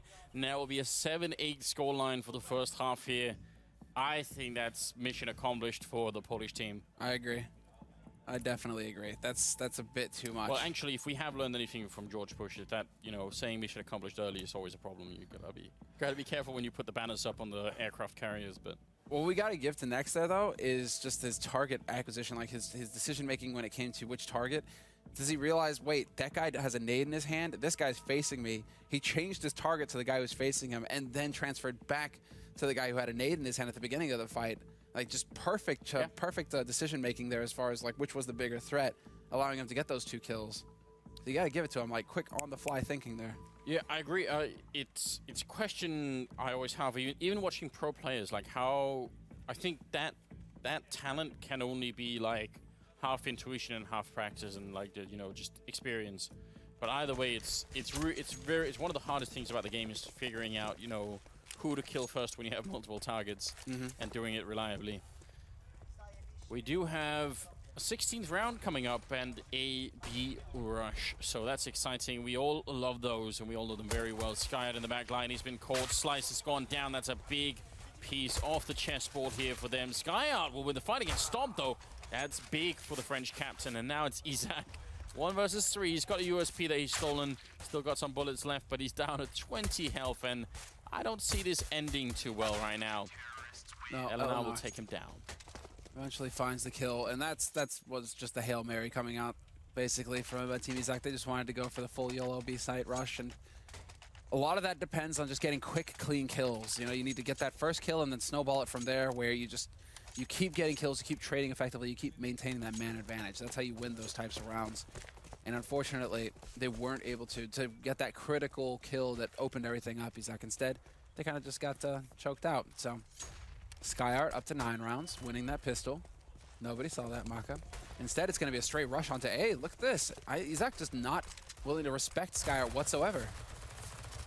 Storm taking a lot of damage, but so is Elena. They've lost Lily Guzman though, and backup is coming. A running headshot from Stomp, even on 13 health. Now they're going to try and boost right into the CT player that's up there. Grenade lands on Stomp, and now comes the P90 on Skyart, and that always works. Taps away with it even, and that will be the round here for Team Skyart.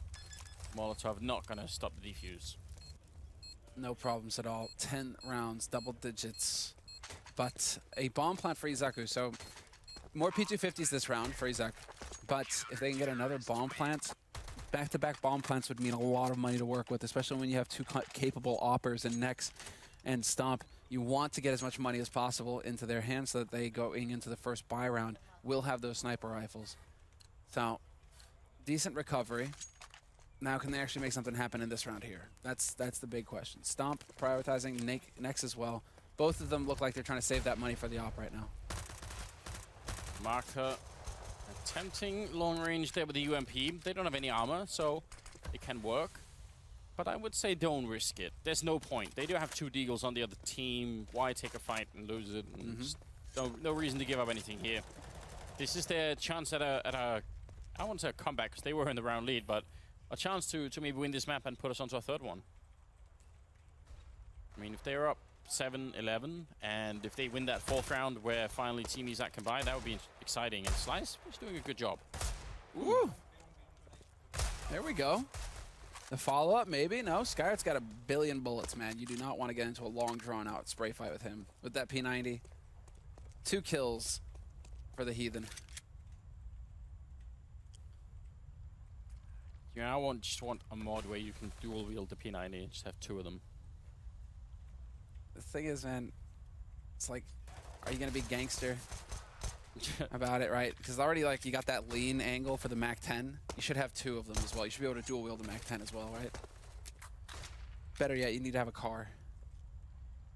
I think I was always told by people that shooting guns like that wouldn't make any sense. And when we actually went to a shooting range in America, I realized, yeah, it truly and really doesn't make any sense. Like, your chances of hitting anything with like a, horizontal pose, you're not going to do anything with it. This goes out the window. You were actually really good, if I remember correctly. I still have the like a quarter in my pocket that I shot with the R8 at like 40 feet or something. Yeah. Yeah. The instructor said that's not gonna happen. You're not gonna do that. But it did. You refused to give up. You were obstinate. We'll go back one day and do it again. Right now it's a big trade, 2 for 2, and a very low health on Slice here, which is not good news, and he's gonna get found. Stomp. Very good move, not allowing him to stay alive and waiting for the backup to get here. Maka and Eleanor, they don't have that much utility to try and get in and retake the site here, and there's still a Molotov on Stomp, so a lot of trouble overall. Stomp, he's even queuing up the Molotov. It's going to go in to drop, and I think right now, Team Sky, just fall back from this. It's too much time is wasted from that Molotov. Yeah, there's no reason to go for this. You need to get a kill immediately within the next second. And I don't mean you dying, Eleanor. I mean you need to be dropping Stomp. You need to be dropping Luli, rather, or Nex. And it's not going to happen. And now the problem is you've taken so long with this that you have no way out. What?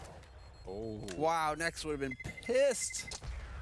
Almost worked. Stomp really wants this. He's really aggressive with this one, but time is going to run out ultimately. And that means we are getting closer now to the comeback here for the Polish side. Again, they won the first map. If you're just joining us and then watch that, it was very one-sided. They pretty much crushed it on cash. Yeah, 12-3 first half for Team Izak. So it was a pretty crushing crushing victory. And if they get rolling here on T side Cobble, I mean, no reason why you wouldn't think that Izak aren't capable of just closing out this map entirely, ending it 2-0 and going to the grand finals tomorrow. Absolutely possible. Oh, look at the charge in though. Izak with a Tech 9 leading it, and then Nex and Stomp are going to follow up. No respect at all for that B push there, and now Maka gonna try for it. Nice, he said, but he's down to 13 health, so I doubt he can defuse anything when they already know where he is. Oh, stealing the AK Sumler. Clever boy. Someone's got long fingers. Picking it up and running away and grinning all the way. For some reason when you said that, I just had this picture of salad fingers, you know? All right. Salad hands or whatever it was. Yeah. I don't know. That's lost. The depths of YouTube. I clearly need to use YouTube differently from how you do it. All right, man. I use YouTube to watch political commentary, and that's bad enough. I mean, that's worse than salad fingers, to be frank. Is it really though? What you're inflicting to yourself? Yeah. I'm not even. Absolutely. Problem is the channels I watch are so political. I'm not even gonna say what they are because it will have people tweeting. So we'll just leave that. Round number 21, and Marco, wow, he had 3 people lined up in that shot, and Stomp just took him out. Bodied. And well, now what do? You're down a man in a key round here, Skyart. This is the difference between extending your lead or getting tied up. So if Skyart loses this round, they are most certainly going to be on pistols, and that is not where they want to be versus Izak, who are currently up 1-0 in this best of 3 in terms of maps. So the rotation coming over towards the B site, looks like some noise being made over towards drop and towards plateau. That's definitely working because the rest of Izak, they're moving up, taking over long. Chaka has got Eleanor with him over at A. They're sort of split out weirdly. The problem is if they lose anyone, either at A or B right now on the CT side, I'm not sure how they can get the rotation in quick enough. It's just going to be a big problem. These 2 people over at A long should be able to cause enough of a distraction that, oh, actually everybody's rotating back now. They're really believing it. Once the smokes go down, I think they're going to fully eat it. Like, they were already showing that they were a bit nervous about the A bomb site. Now it's just Skyart who's here. And even he is falling back. This is very well done, right, from Team Izak. They're really playing this one to perfection almost. Do they just not have any grenades here, like smokes to put down on the B site to protect themselves? Because that was definitely a risk. Skyart could have got a kill for free. Instead, it is going to work out for Team Izak, but there was a moment there where Skyart could have been the hero, I think. Chaka and Slice are going to back off and save their guns. I mean, it's just a tough scenario there for Skyart. You know, yeah, you saw some discipline where he didn't fully rotate off. He was still kind of hanging around. But when you see those smokes coming, you're right. It's that gut instinct, and that's what a lot, when you talk to in-game leaders, you know, when it comes to Cobble, a lot of it for the CT side comes down to instincts almost, where there's just like a gut feeling, like rotate now. This is what I think is going to happen, right? If you're the in-game leader, you're making that call. Still, leaving a player behind, however, is down to like fundamentals, right? You leave a player behind until you spot the bomb. You never fully leave a site until you know exactly where that bomb is. I think what really fooled them there is the fact that even before the grenades were sort of raining into A, they had already started moving us. I think they already had like a bit of an inkling, like, oh, maybe something's happening, and they're like, no, okay, it's not. And then the smoke's coming. They're like, no, okay, we had the right idea. We're gonna go back anyway. They sort of mentally tricked themselves, and that can just happen sometimes. Now we have a taser on SkyArt. I mean, this is what made me love him already in the quarterfinals. If you do it again, Samrob, I'm just gonna be excited. Could he be any more a hero for you? Right? He uses the P90. He's got the taser. It's all good. I mean, this man out for your heart. And let's see. Good at French kissing too, I heard. But they already got the grenade kill right off the bat, so that's already a very interesting start. He's got a close range. No! It's going to get cancelled, but I will say a nice spray transfer coming out of Guzman, so that's not bad now. Eleanor, 1 versus 3. It's looking like Isak are about to tie up the scoreline. Yeah. Eleanor. CZ, man, it's so good. Still doing damage with it. And with that AK, you can find that headshot. Not gonna get it. He had the chance, the opportunity. Isak just gonna buy a little bit more time here with the flash, but he is willing to stick this LNR because they have the money to buy in the next round. So he really wants to see if he can get in here, pick up another kill, be the hero.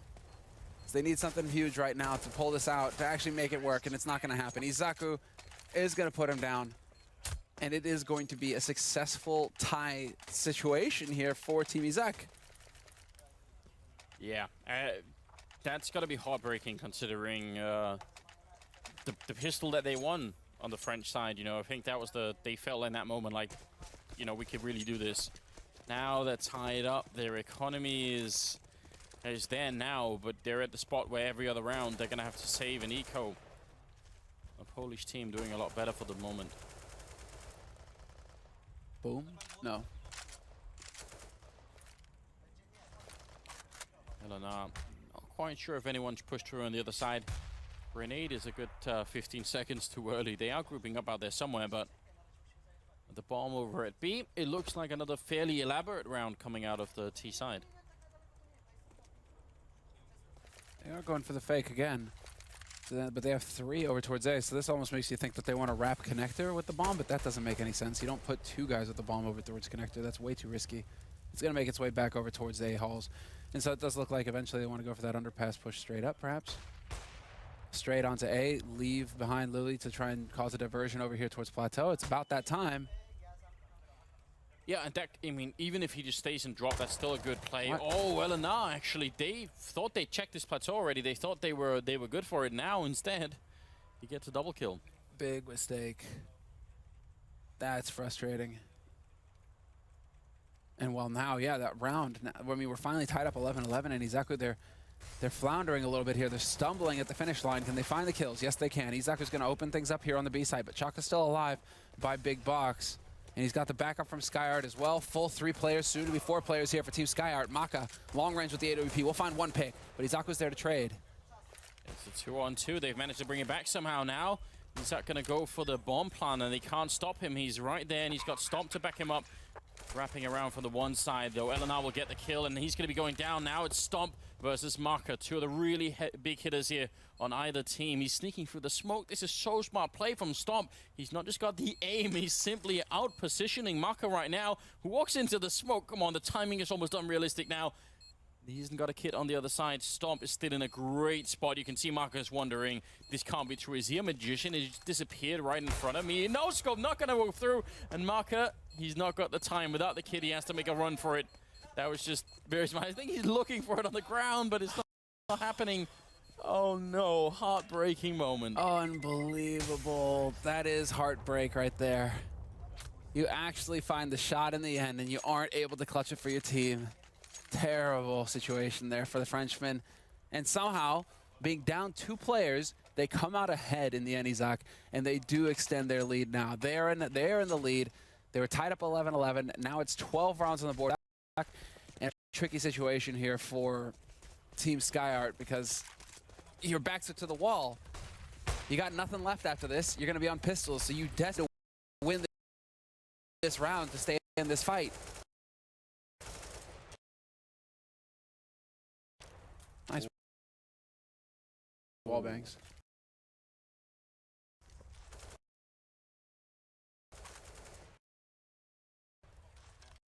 I wish it looked like that was a sure win round. You know, they had everything going on. They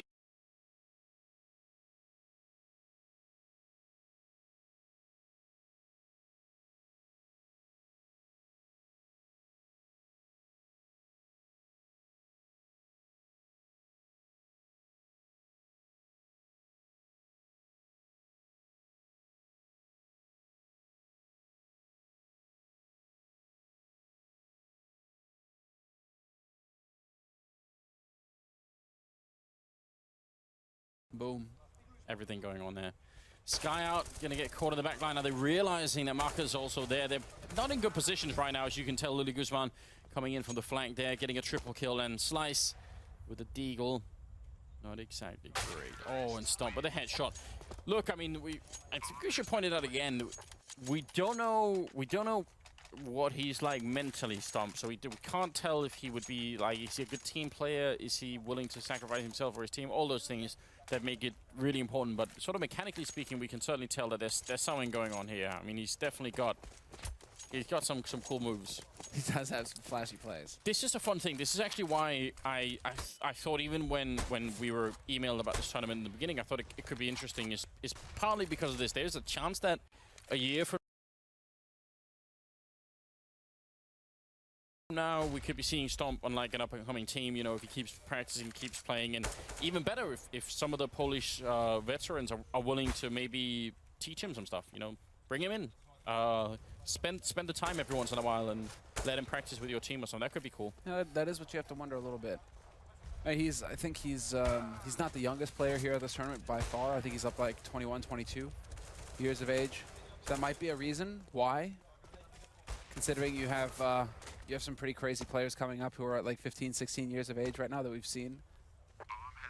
Yeah, but if anything, the Polish scene has proven that you can play well into your like late 20s. Yeah, that's true. So I mean, I still think it's possible, right? It's not like, yeah, but there was a time when people said it almost as like a de facto thing. People just said, no.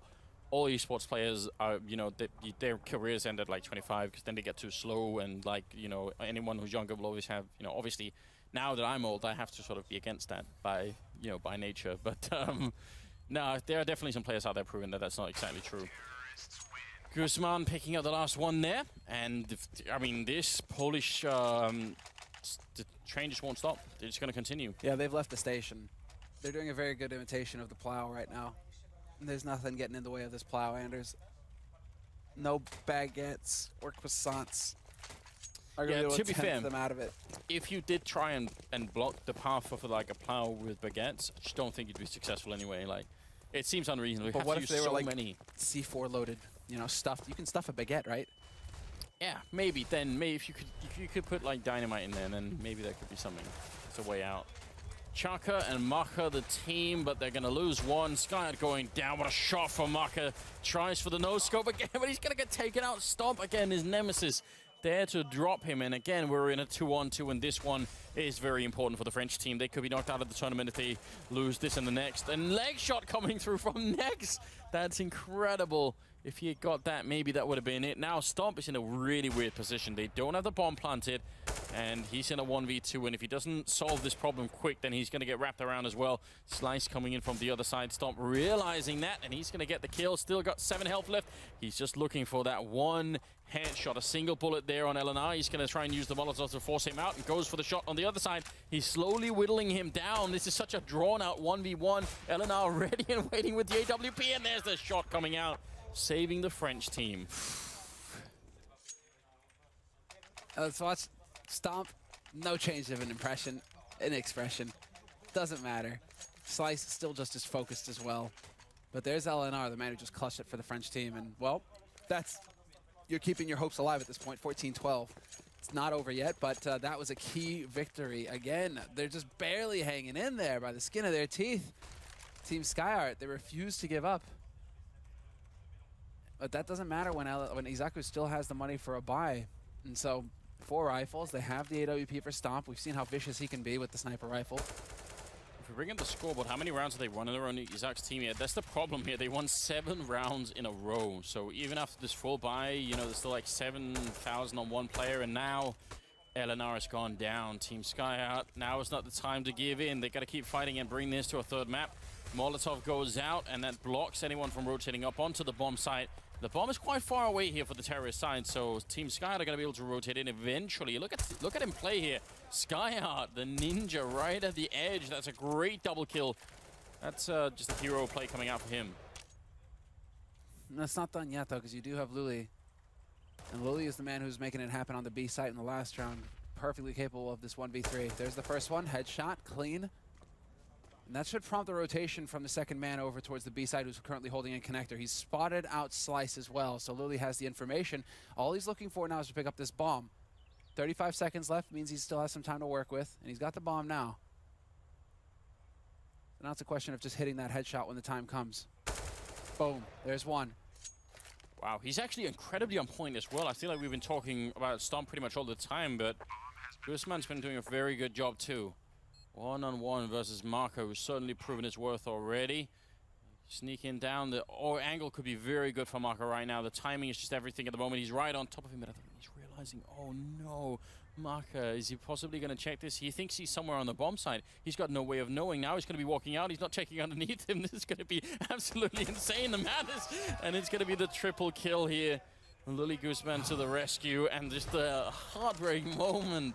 You're just holding your breath at that point. You're just holding your breath. The thing is, if Marco peeks at any point when Guzman is getting into that position, it's done. Because he's looking the wrong way for it. But because it happens once he gets into position, it's just so good. This is a great 1-on-3. Dude, I'm impressed. Lily Guzman. How many kills does he have right now? When we get back in the game, can we find that out? It is 15 to 12 right now, and he's up top with 25 kills. Yeah. Impressive. This is wild. 1v3, sure, why not? Maka going for the heroics with the pre-fire. The flash was good, but he's not going to find the kill, Lily. Not interested in your dreams. He's here to shatter them. Picks up the kill and locks down the lead here for Izaku. 15 to 12 the score. A 5v4 in this round. And stop. No scope. Wall bang on his Slice. Get out. Okay, then. Next also helping out.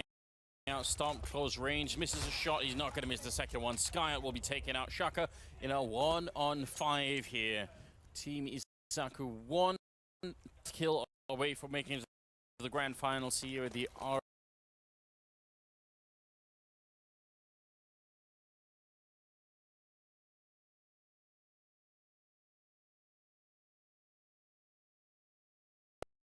ROG Community Challenge. Join the Republic. It is just one person left here and there, running the bomb over to the A-bomb side, making it pretty much just impossible. There's a headshot. Lodi Guzman got to find his 27th kill in just one map. What a hero. And that's it. We've got our first grand finalist. Yeah. Impressive. And there was a chance there. It looked like there was a chance perhaps that the Frenchmen could put up more of a fight, especially going into their own home map. But a 16-3 scoreline on Cash, 16-12 the final score on Cobblestone. They just weren't going to mess around with Team Izak. They were here to do a job, and they certainly have done it. And look, they're a gentleman as well, walking over to shake hands and everything. So it's a good tradition that's almost always kept in Counter-Strike. Almost. Almost always. It's been a long time since we've had a debacle regarding handshakes, isn't it? Yeah, and even the first time we had it, it was ridiculous. Yeah. So oh yeah, what a good time. Ancient past now. I'm actually curious about multiple of these players here on the Polish side. I feel like Next showed us a lot. I feel like Guzman showed us a lot. More than just Stomp, but I think Stomp may have been sort of like the most flashy one. Like he's the one you spot the most obviously when he's playing. But I still think it's just very, very impressive that they've all been playing so well. Yeah, no, it is the flash like that. I just wonder if Lily Guzman, he's familiar with like the dance style Tectonic. because he's got that haircut going, you know, the shaved sides, but down the back. I don't know. Just saying, go check it out on YouTube. All right, but he certainly got the headshots. The guy was a monster. We should do like a video one day, like stuff that you watch on YouTube and stuff that I watch, and just be like completely opposite. Phil is here. Phil, take note. Let's figure it out. There we go. Another concept. Some real weird content there. Yeah, I'm really impressed. I think Isak did a really good job picking these people. I mean, you know, it's hard to say. They always say that, you know, yeah, we put a lot of time into it, but I think he made some really good choices. He could end up winning this tournament with this team, I think. We'll see what he thinks. We have Paolo with us, and we have Isak there. I'd love to know some more about pretty much all of his team. I think they're exciting players. 100% true, yeah. Anders. Isaac, you are our first finalist here at ROG Join the Republic. That was a really, really good showing. On Cobble, especially, like, on the French map pick. Can you give us kind of like a rundown of how you picked your team? Because like Anders and Semler said, it seems like you've fielded a really, really good team. Lully Guzman, is that how you say it? Yeah. Yeah, he was really showing his stuff there in that second map at the very least. Yeah, Lully Guzman is crazy aim-wise. He's just landing his shots. He's just amazing, and he can just feel the game. You know, it's just amazing how he can understand the game when he clutches rounds and stuff like that. You could see it like in one of the last rounds, right? Yeah, 1v3, right? Yeah, exactly. It was crazy, like what he did. He was just waiting for their mistakes, and they did it. So it was crazy, and the last frag was so funny. Yeah, but anyway. For me, the most important thing in the team was the atmosphere. So I've picked like my friend, who's pretty good, that's Lech, and I know that we have our jokes and that we can bring the atmosphere to the team.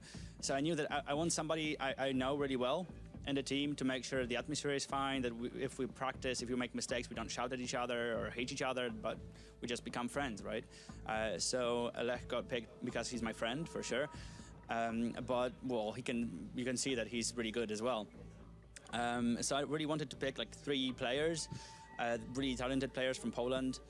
So I did this project because it was an online edition, and I wanted 1 sniper and 1 in-game leader. But yeah, where did you find Stomp? Because he is playing so good, lights really, out. really like, impressive. He's very flashy, like his movement. He's always bunny hopping around. Yeah, that's true. He can feel the game as well. I mean, I've played with him for a long time as well. I knew that he's a really good sniper, and what is the most important thing, that he can cope with the pressure. He doesn't care if.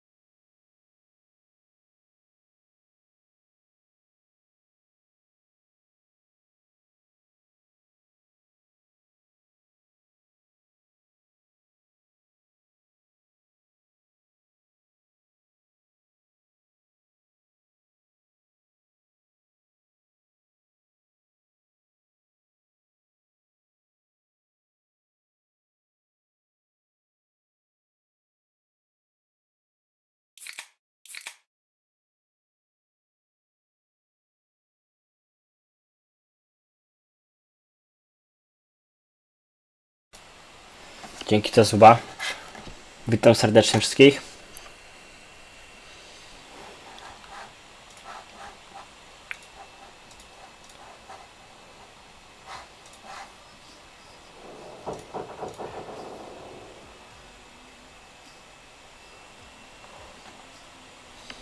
Ale wywiad tu się skończył.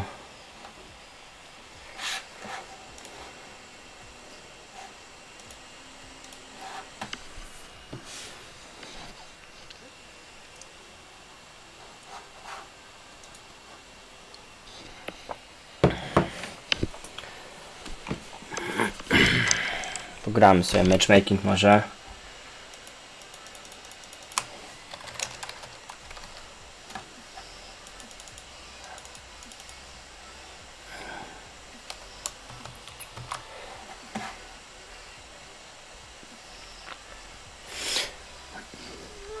Wiesz co, Hutek?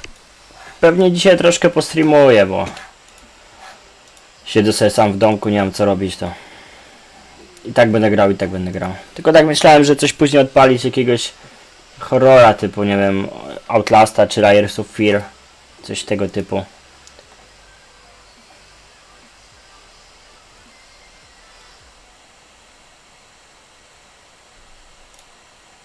Dobra, jakaś dobra mapka do... Bo nie... A, mam, dobra. Dobra, to nie ma pytania, bo jestem świeżo po formacie i nie wiedziałem, czy mapki wszystkie będę miał z powrotem. Ale wszystko jest ok. Nie, no nie tylko ty. Kałaszek dla brak, powiem ci, to też nie jest chyba jakoś tam mega wysoka ranga, więc nie mam czym się szczycić, ale ja to bardziej w sumie gram dla fanów, wiesz, dla przyjemności niż po to, żeby, wiesz, szpanować rangą.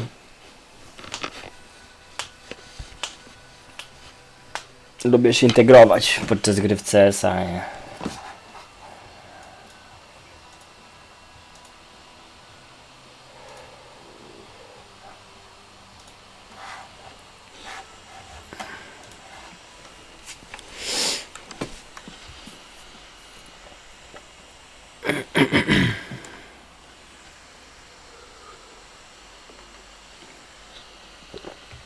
Ale laguje.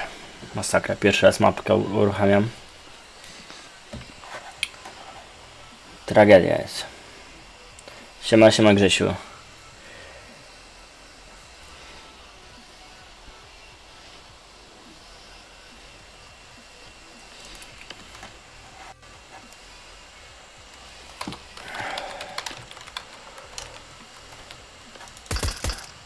O kuźwa, co to za celownik jest?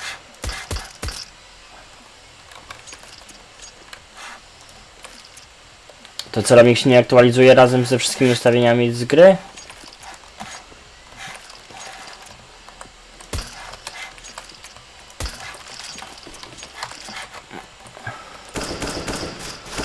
Jaki celownik? Przecież tym strzelać nie idzie.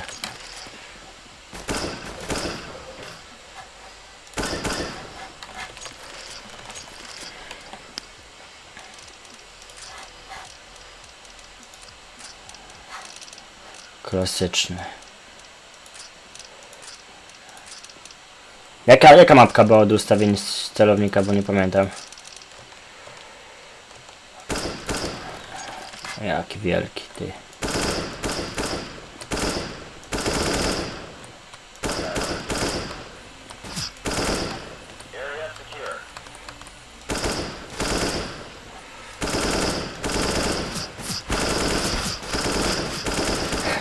Ty mnie idzie strzelać tym celownikiem.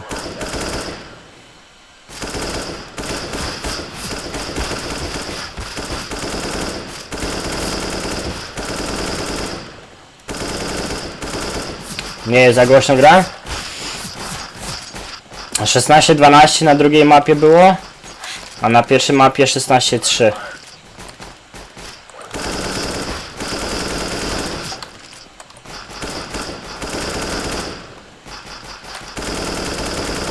Dobra, czarek.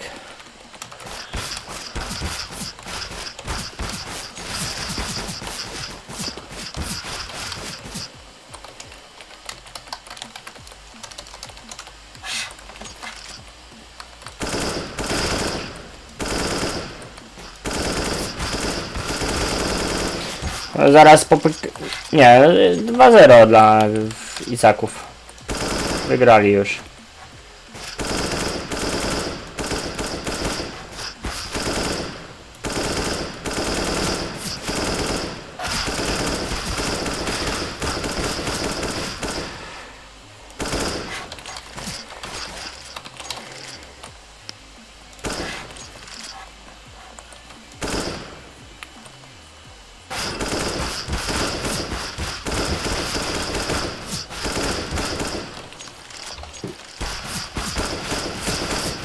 Tragiczny jest ten celownik. Dobra. Muszę sobie ogarnąć inne jakieś.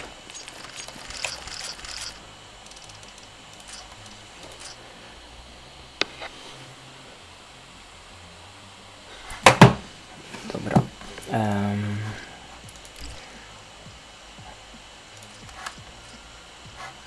Warsztat. Ty można szukać? Można, dobra. A ja chyba tutaj coś miałem z tym, z celownikiem, czy nie?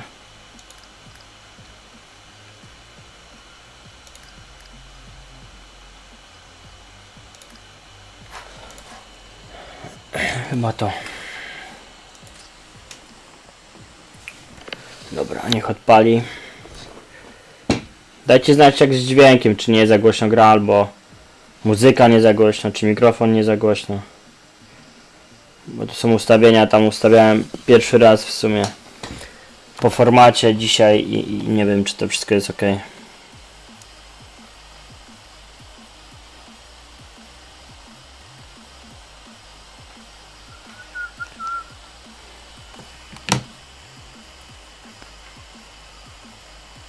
No proszę, jaka reklama CSGO Roll. O, dobra już. Dzięki. Agro.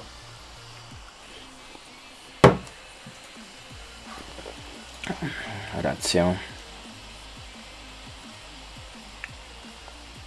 Muzyki nie ma?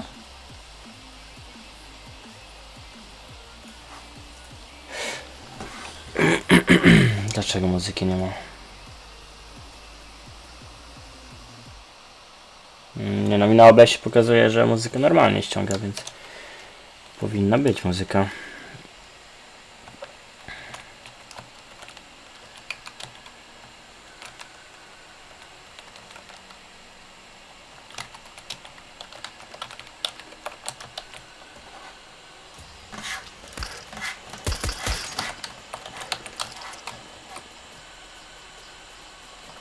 Czyli nawet nie słychać za bardzo tej muzyki, rozumiem, tak?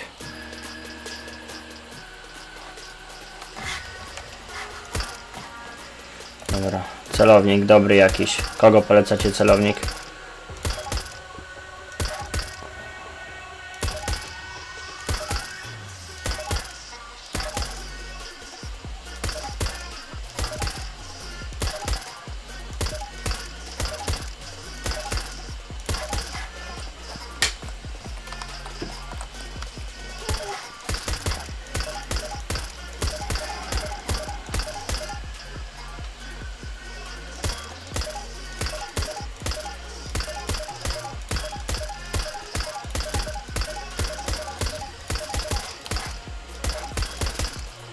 Ktoś to gra z takim celownikiem, przy tutaj nic nie widać, jak on strzela. Ammo.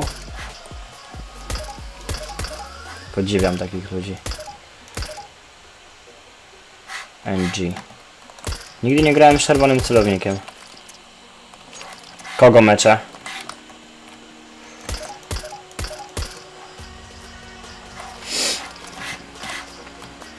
Meistera.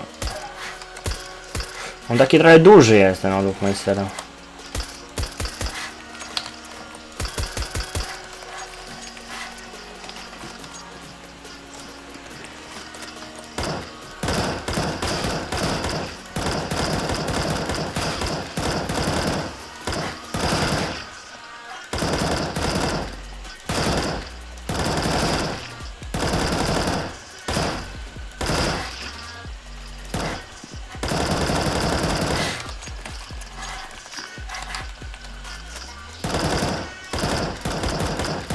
Bot Tomasz? Serio? Nie, dzików już dzisiaj nie ma. Oni dzisiaj wygrali 2 mapki i jutro grają dalej, nie? Jutro finał grają, jeszcze nie wiadomo z kim, bo nie było jeszcze drugich półfinałów.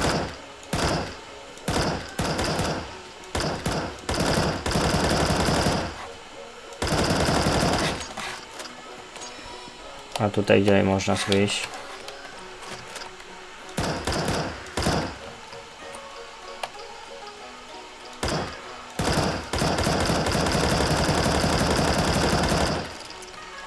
Co to jest?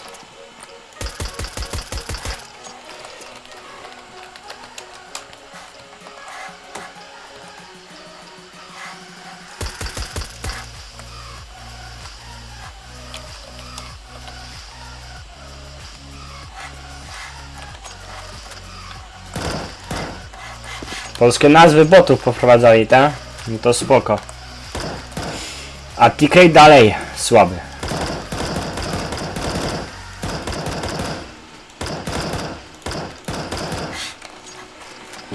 No spoko ten celownik, ale ci powiem trochę za duży. Jakbym chciał właśnie teraz coś nowego. Tak myślałem o tym. On taki mały, czerwoniutki. Jeszcze na czerwonym chyba nigdy nie grałem. No, dawać mi tu botów.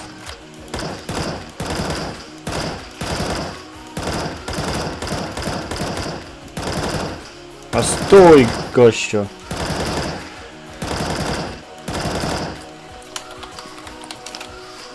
Dwa i pół sens.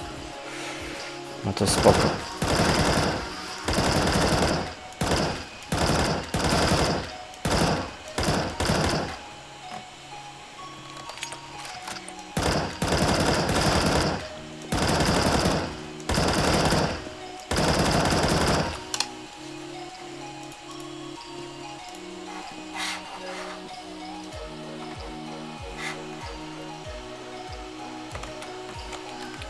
Dobra, pogramy z tym czerwonym, zobaczymy. W razie czego później zmienimy na Olofmeistera z celowniczeki. I będzie git. Dobra, teraz tak. Jak go się ustawia?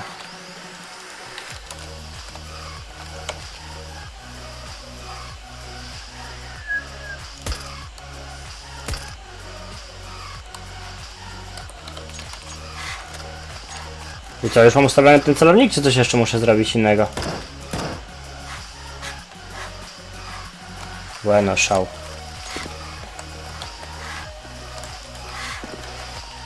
Jak ten celownik się ustawia? Już mam ustawiony? Czy coś jeszcze muszę zrobić?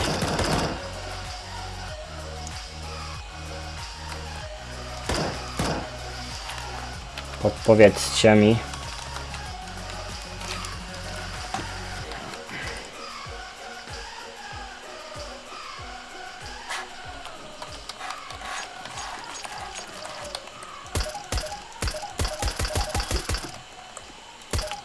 Dobra, chyba już.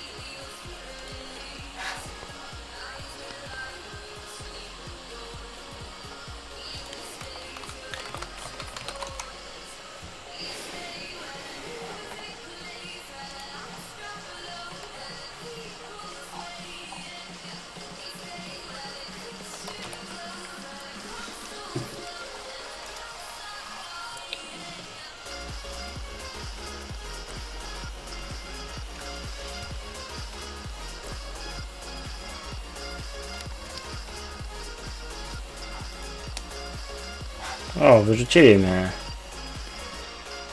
No to spoko.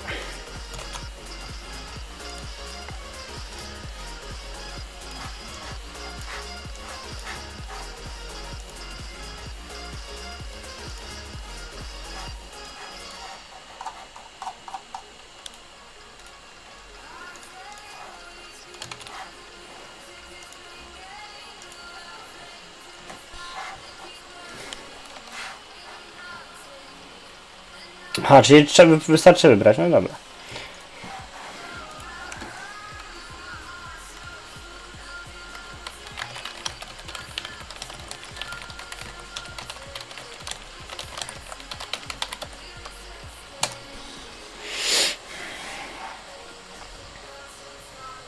Ktoś z was może z widzów chce zagrać meczyk, co? Albo 1 na 1. Chętny ktoś?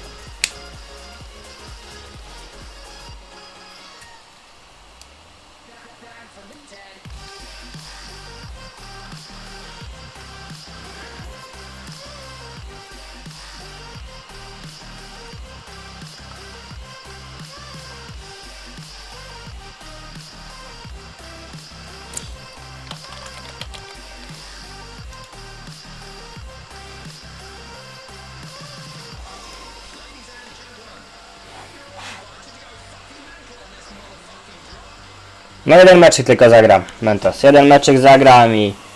Ty właśnie napisz mi, Mentos, na jakiej stronie ja ostatnio grałem na tym crashu. Bo powiem ci szczerze, że trochę tam frutu sobie zrobiłem, a zapomniałem co to jest w ogóle.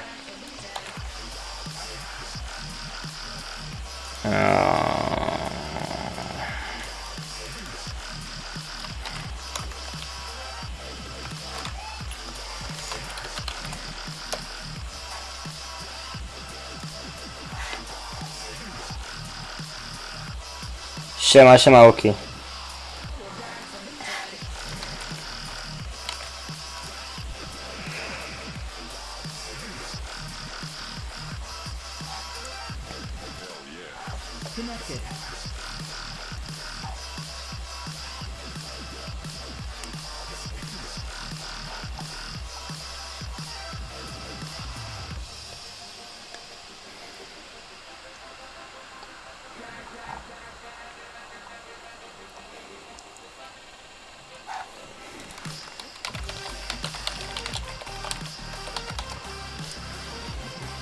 Wiesz co, easy, jednego zagram sobie meczyka w CS-a. Jednego meczyka w CS-a gram i horrora jakiegoś gramy. Hype, dobra.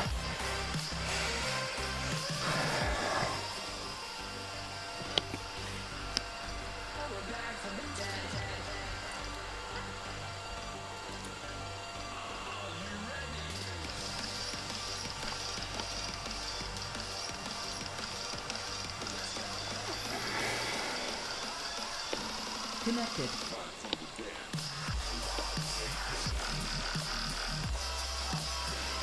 You were moved. Dzień dobry.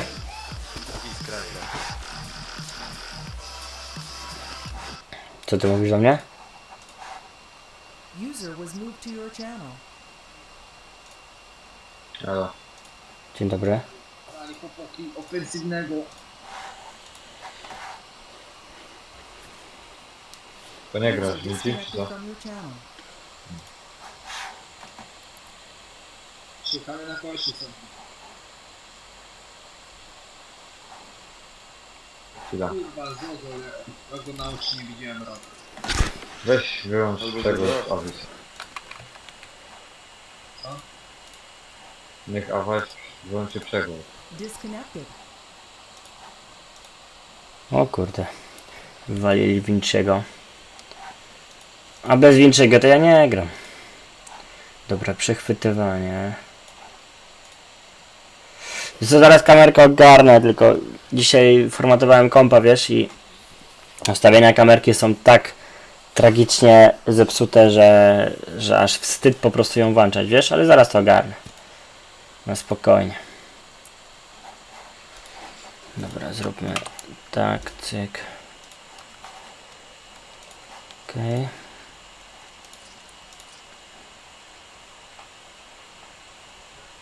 Aha, no dobra.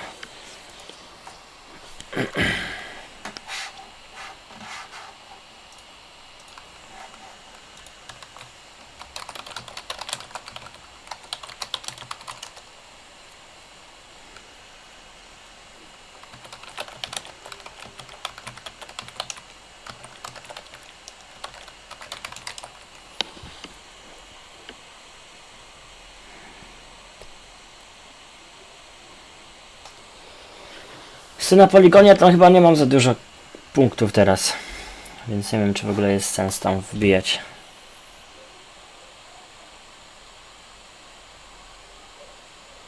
Tak, Preets będę grał.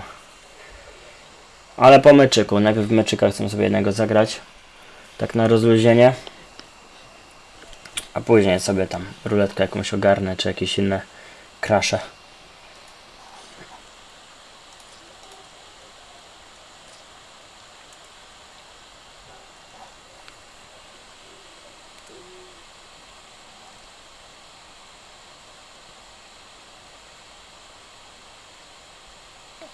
Ktoś chętny 1 na 1 albo matchmaking?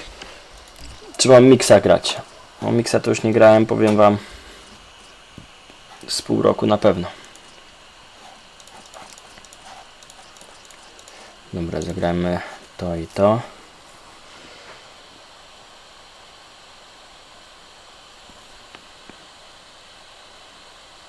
Co z ruskimi grać?